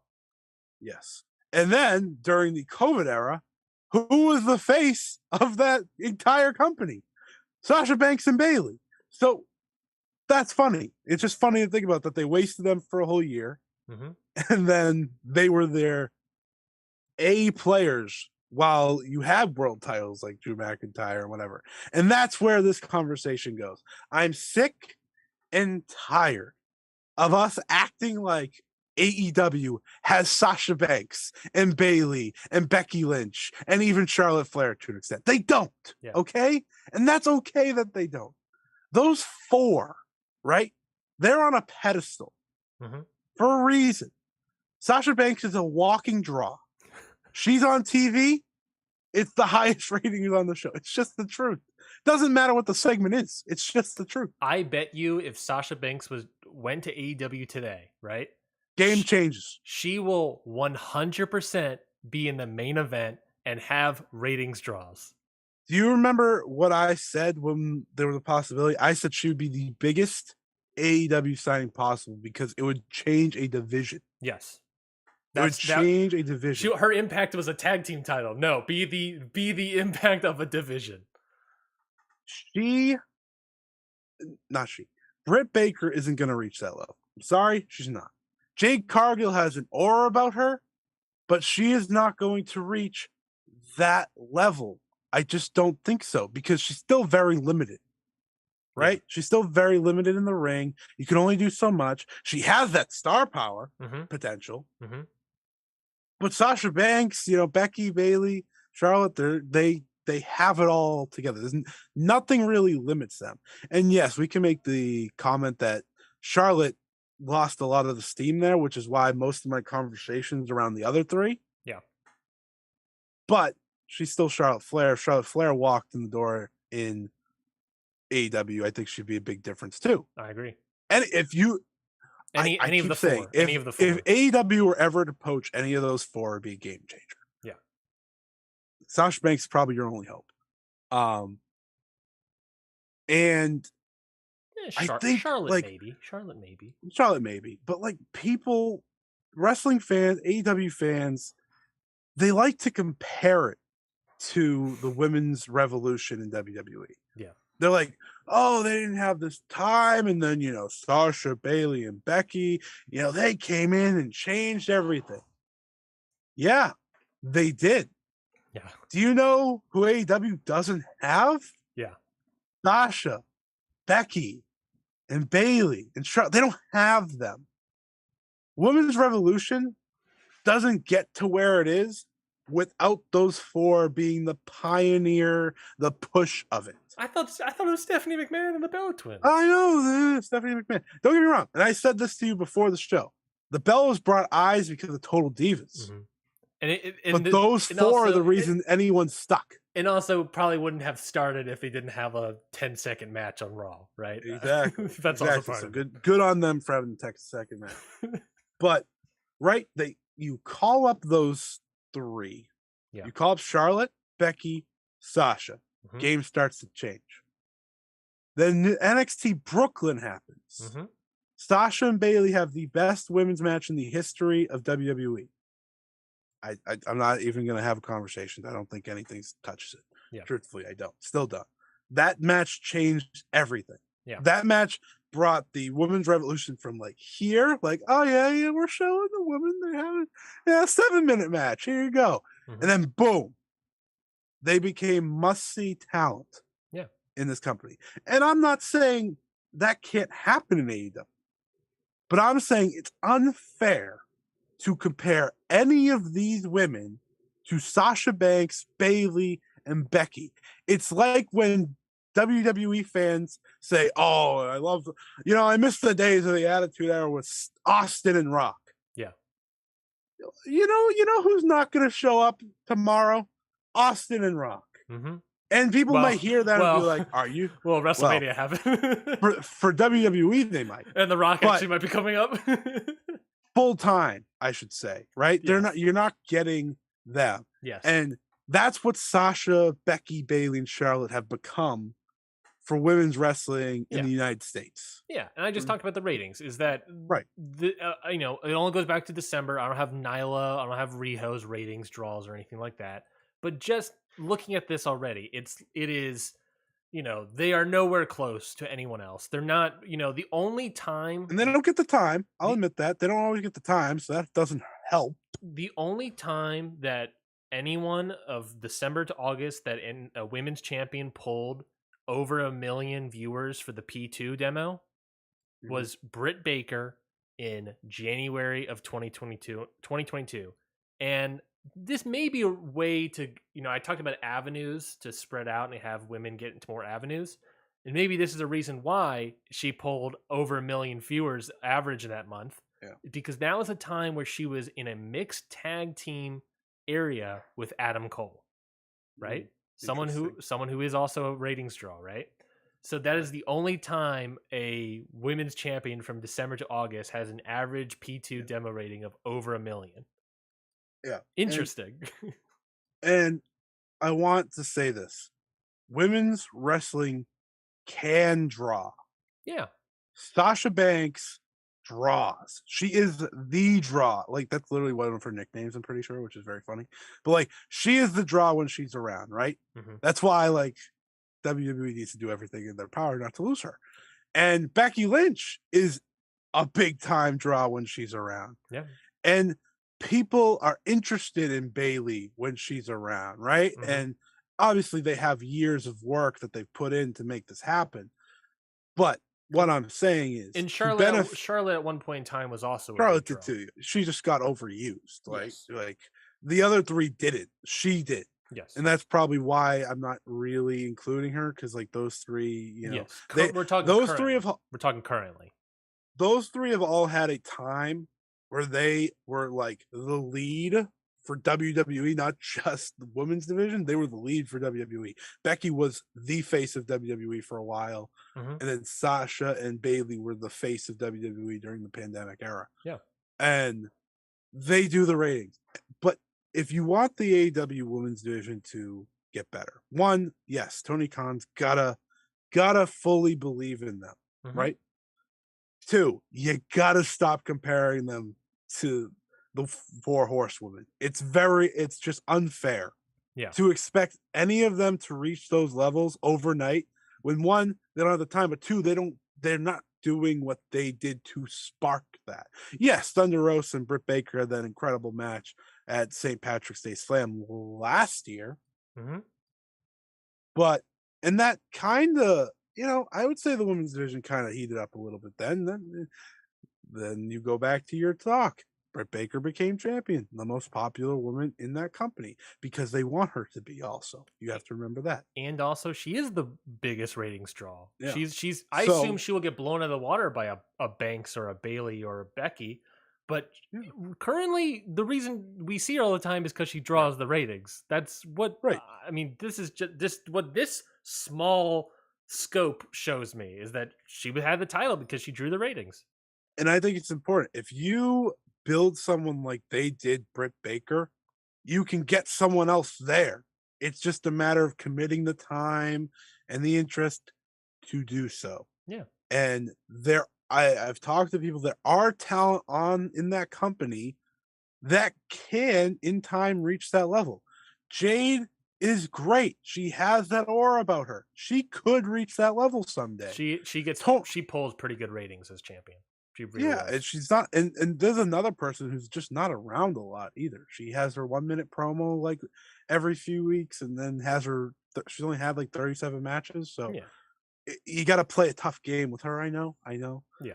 But Jade's someone that can get there. You have Tony Storm, who's a name who literally all Tony Storm does is show up, wrestles her match, and does nothing else. Mm-hmm. Right? Yep. And if she has a promo spot, it's with her friend Ruby Soho or Thunder Rosa, where she barely talks. Yes. So that's an interesting game that I've noticed.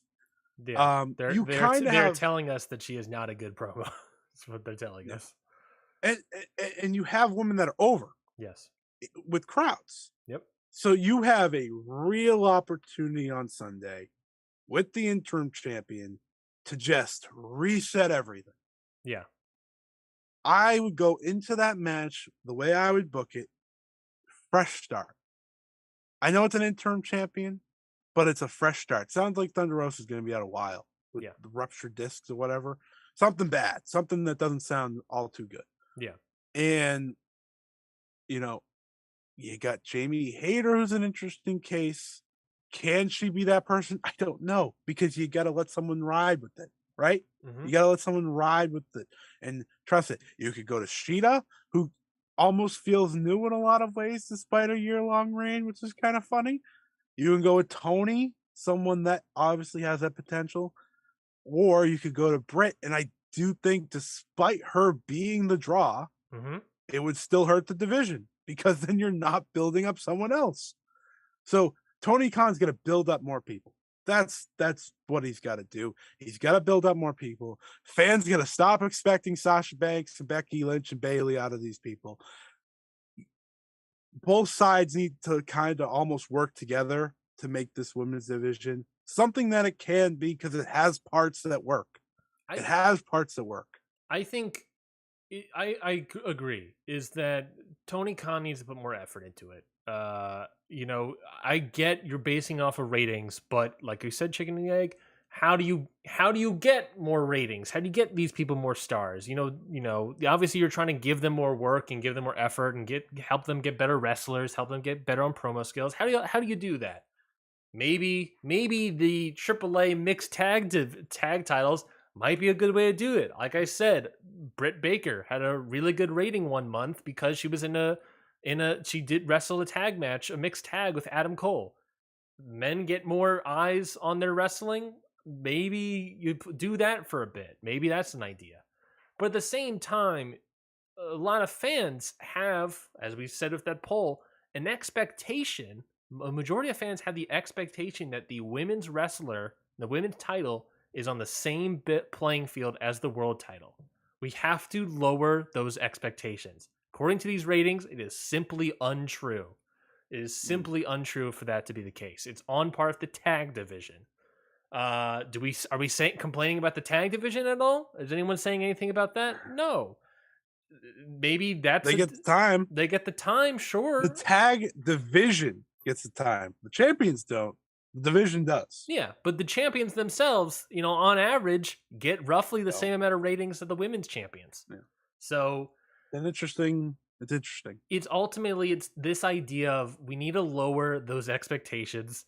I get Tony Khan has made a lot of bad comments about the women's division, and it is easy to shit on the guy and shit on the division right now.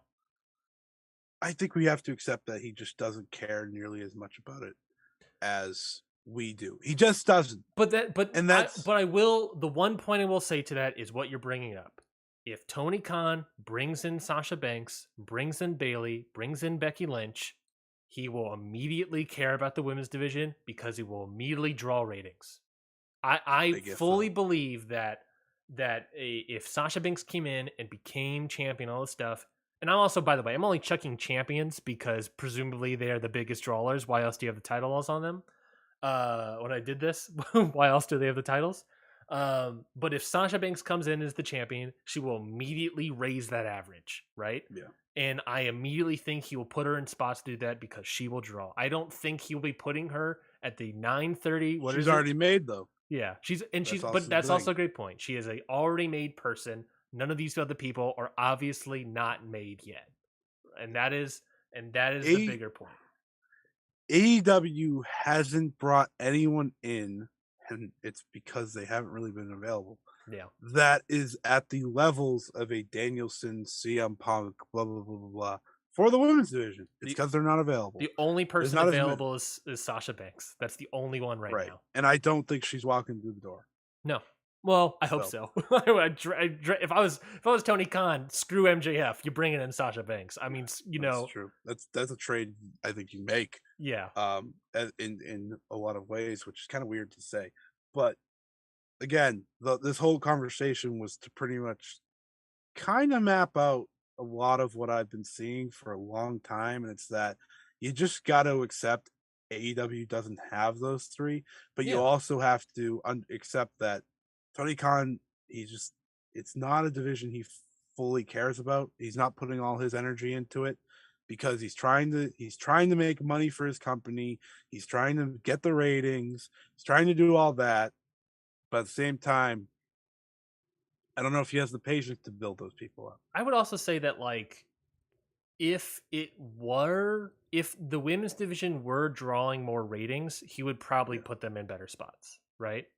Sure, If they were sure. drawing, It's 5% more ratings, they would probably be in it's better such a spots. weird game to play I feel like he obviously would want them to be in a because better rating spot. his initial booking for them hurt them a lot. Yeah, I think I agree.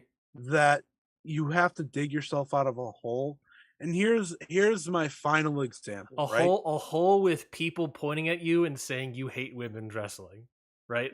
That is the hole. Is that Mhm. he is That is the hole rocking that a hard place he's in. yeah. And this is my final point. You to build stars, right? You usually need another star to build off of. I guess that's Britt Baker. That's why I'm pitching I also mixed tags. right. You know. But here's your problem. You put Daniel Garcia in there with Brian Danielson. Mm-hmm. His stock, his interest level, it all goes up a lot. Yeah. Who are you going to put Jamie Hayter in there with to bring up her stock? Maybe Britt Baker with a feud between those two, right? Makes sense. That's the way to do it. Yeah. That's a building But star moment. who else has that story? No one, right? Yeah. See, it's hard to do. It's hard to do that. You can't just take one of your young talents, put them against because Britt Baker's not going to. Here's also the problem. Britt Baker's not going to have a match like Brian Danielson's going to have. I understand that. Yeah. But there can be a feud that makes it work.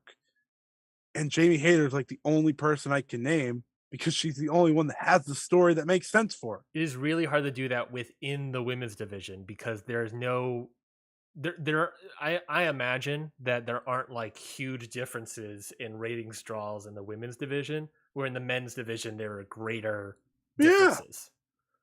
Yeah. It's like, oh yeah, Britt Baker and Jamie Hayter, that can bring up Jamie Hayter's stock, but it's not like Britt Baker is even at Brian Danielson's stock. If AEW brought in a WWE women's main eventer like they have with the men's roster, yeah, game changes. You bring in, we were talking about the Horsewoman, but you bring in Bianca Belair, yep, right? Like you bring in someone like that too, it changes. Asuka maybe, yeah. Asuka, I think Asuka could do it too because Asuka has a big following. She's been champion multiple times. I think she could. It's a limited cast because they still don't have that many because of their own faults. WWE has their own faults, obviously, but they have them, right? Yeah. So, and it plays to what we were talking about at the beginning of the show with the damage control, right? They pinned Bianca. Yes, it was Bayley that pinned her, but that group with Dakota Kai and Io Shirai, they gained all their momentum back because they pinned a champion that feels that big. Correct. So again, there's so many waves that they have to go through. This division isn't dead in the terms of it has no shot. No, I fully believe that Tony Khan wants this to be a ratings draw. Why would he not want it to be? It's his company. He wants the money. And I think the Fatal 4-Way, you can check off a lot of boxes to make this women's division get some momentum. Mm-hmm. I tweeted this a few weeks ago. Tony Storm wins. That was your original plan. Yep. Just go with it. Don't shake it up. She's someone that people like, right? Mm-hmm. And she's not the same. 2, which plays to what I just said. Start the Britt Baker and Jamie Hayter feud. Because then you can raise up Jamie Hayter organically instead of just giving her the title through a babyface run against Britt Baker. If you turn Britt Baker babyface, I'm going to punch you in the face. Britt Baker is better as a heel to build people up. 3, just let Hikaru Shida have a good showing. Yeah. Because all your women's champions that aren't Britt Baker get no TV time. Nyla Rose gets plugged into the one feud at the beginning of the title. Rain, and then is out. Great first defense. Riho's nowhere to be found. Yeah. Nowhere to be found. No one knows where she is. I think she's going to be in Gato Move in like a month or so. I did read somewhere she's having visa issues apparently. Oh, that sucks. I'm sorry for Riho. Then let her wrestle somewhere like Hikaru Shida does. Hikaru Shida, right? She was nowhere to be found. She had the deep feud, then she's nowhere to be found again. So that's a problem. So like even when you have your former champions not showing up, unless you're Britt Baker, it's not great. Because they're supposed to just be they're kind of supposed to be your people that you trusted in. Yeah. And if you can't trust in, to just put them on Rampage, even. Yeah. And I'm going to continue looking at the ratings. I want to look at Rampage and really assess that as well, because really you should keep using Rampage for women's wrestling, because that's where they can have good matches. Rampage has had a lot of women's title defenses, women's TBS title defenses, tag titles, TNT title defenses. That would also be really interesting to see how women's shape up compared over there. Why couldn't Hikaru Shida versus Emi Sakura been on Rampage? You can't tell me Rampage is too important. You can't. Most of the weeks it's a nothing show. Yeah. Where Zach Clayton's wrestling. Right? So like that's another problem where you look at Tony Khan, you're like, what the hell, man? Just put this match there. Or either way it's taped. Or have it on Dark. It does well. The match is really good. People really enjoy it. Do a rematch on Rampage. Yeah, like that's the game you play. Do a match on 0 Hour, even.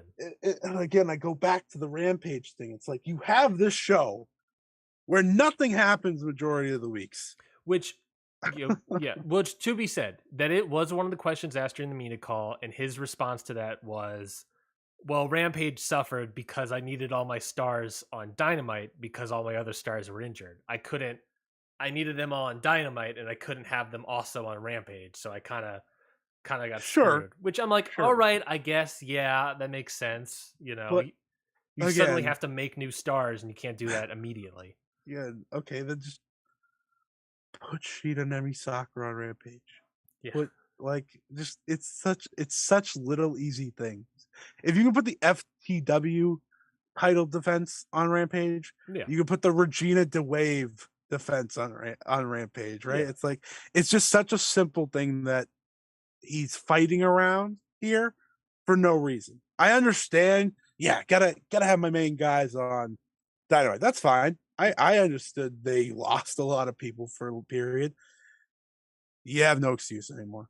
You have no excuse to this women's division. You have the excuse of you don't have those people that people want to be there with the Four Horsewomen, right? Yeah. But you don't have the excuse that you don't have time, because I watched Rampage be dog shit for 2 months. Yeah.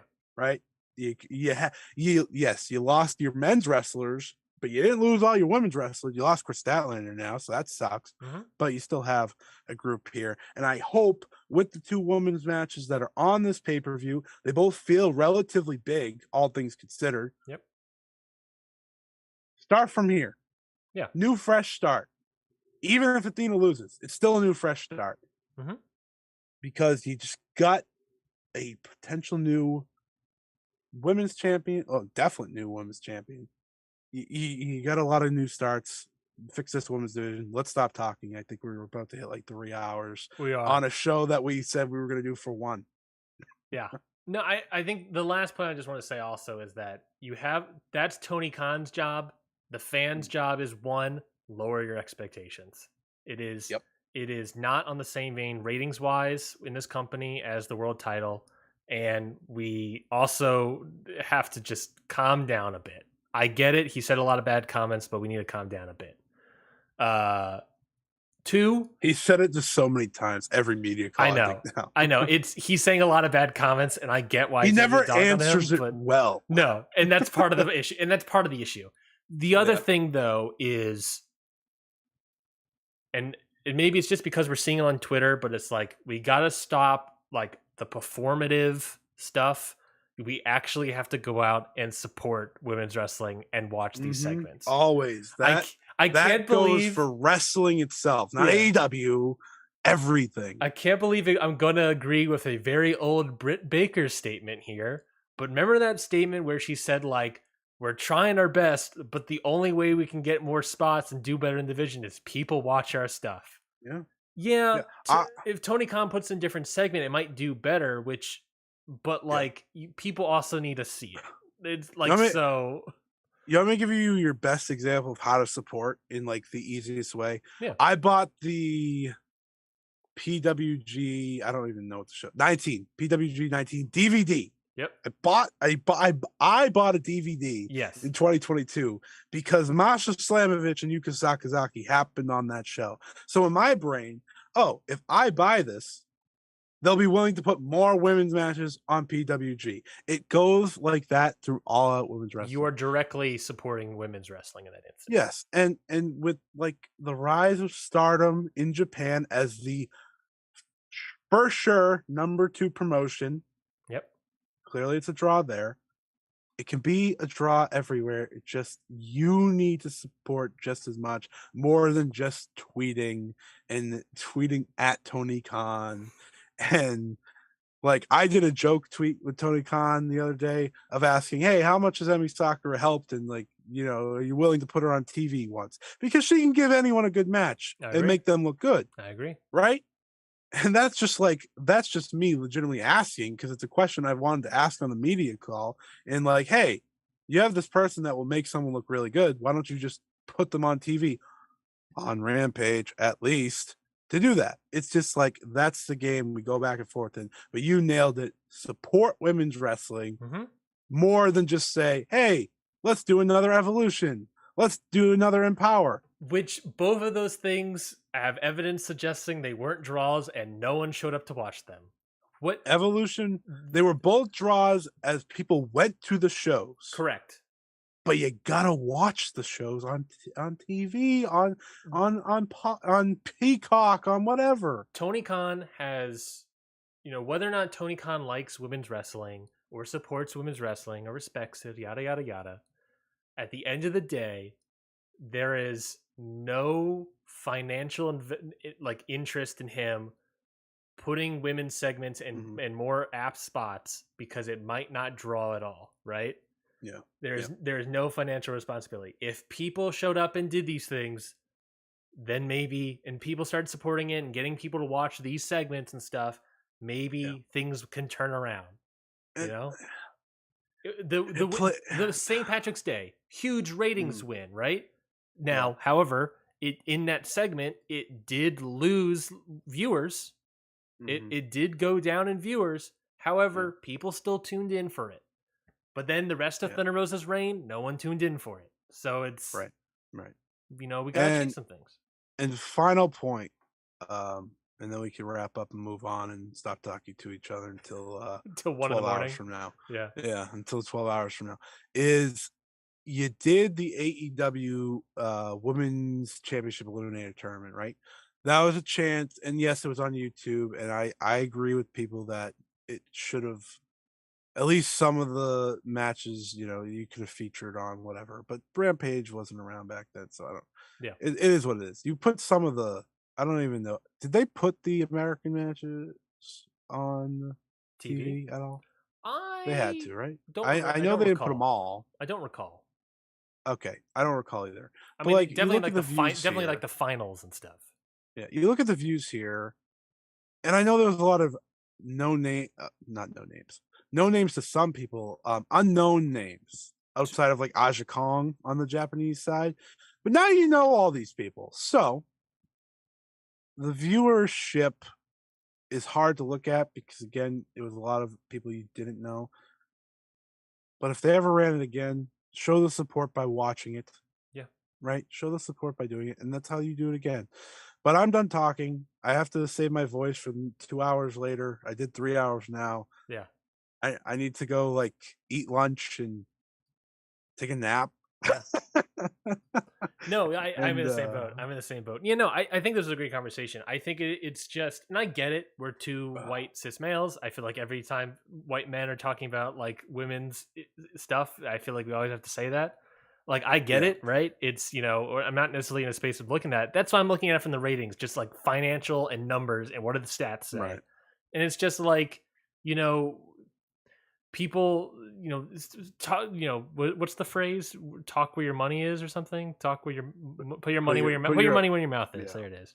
And I think it's just, I think You it's just got that there. simple. You got I there. figured it out one of these days. It's just that simple. Now, on the other hand, Tony Khan, you got to fix up the tag division. Why is it so low compared to why is it compared so low to your other stuff? That seems like an issue. That seems like another thing I should point out. What is up with that, man? Which actually, I just remember the point I was going to say with very last point for me. I mentioned segments. You mentioned the Eliminator tournament as a YouTube show to showcase more women's wrestling. There's Dark Elevation, there's Dynamite and Rampage. What are more elements or avenues for more people to get eyes on women's viewers? Maybe easierly. There was that report that AEW is having an all women's show of some kind, right? Either a weekly show or YouTube show or whatever's happening with that. That is an avenue. That is something that he seemingly is putting effort into. Another, a point to, does Tony Khan hate this? Well, he might be putting in the effort to try to fix things and try to get more eyes on women's wrestling. However, when that happens, we all need to go out and watch the dang show. And I think that's the last point we got to stay with. So thank you, everybody, for listening to this turned out 3-hour Ring Post Radio. We're going to do a 4th hour tonight. Maybe 5 hours. I don't know how. It's a 15, 5 hours. It's a 15-match show. But please join us. It's going to be a long review. Please join us there. It's going to be on the Patreon, patreon.com/countoutpod. Any tier will do. Will get you the view to see the review. It kind of worked. So definitely go check it out. Patreon.com/countoutpod. You can follow me on Twitter at Ryan Knight. You can follow at Scott E Wrestling on Twitter. Follow the whole show at CountOutPod.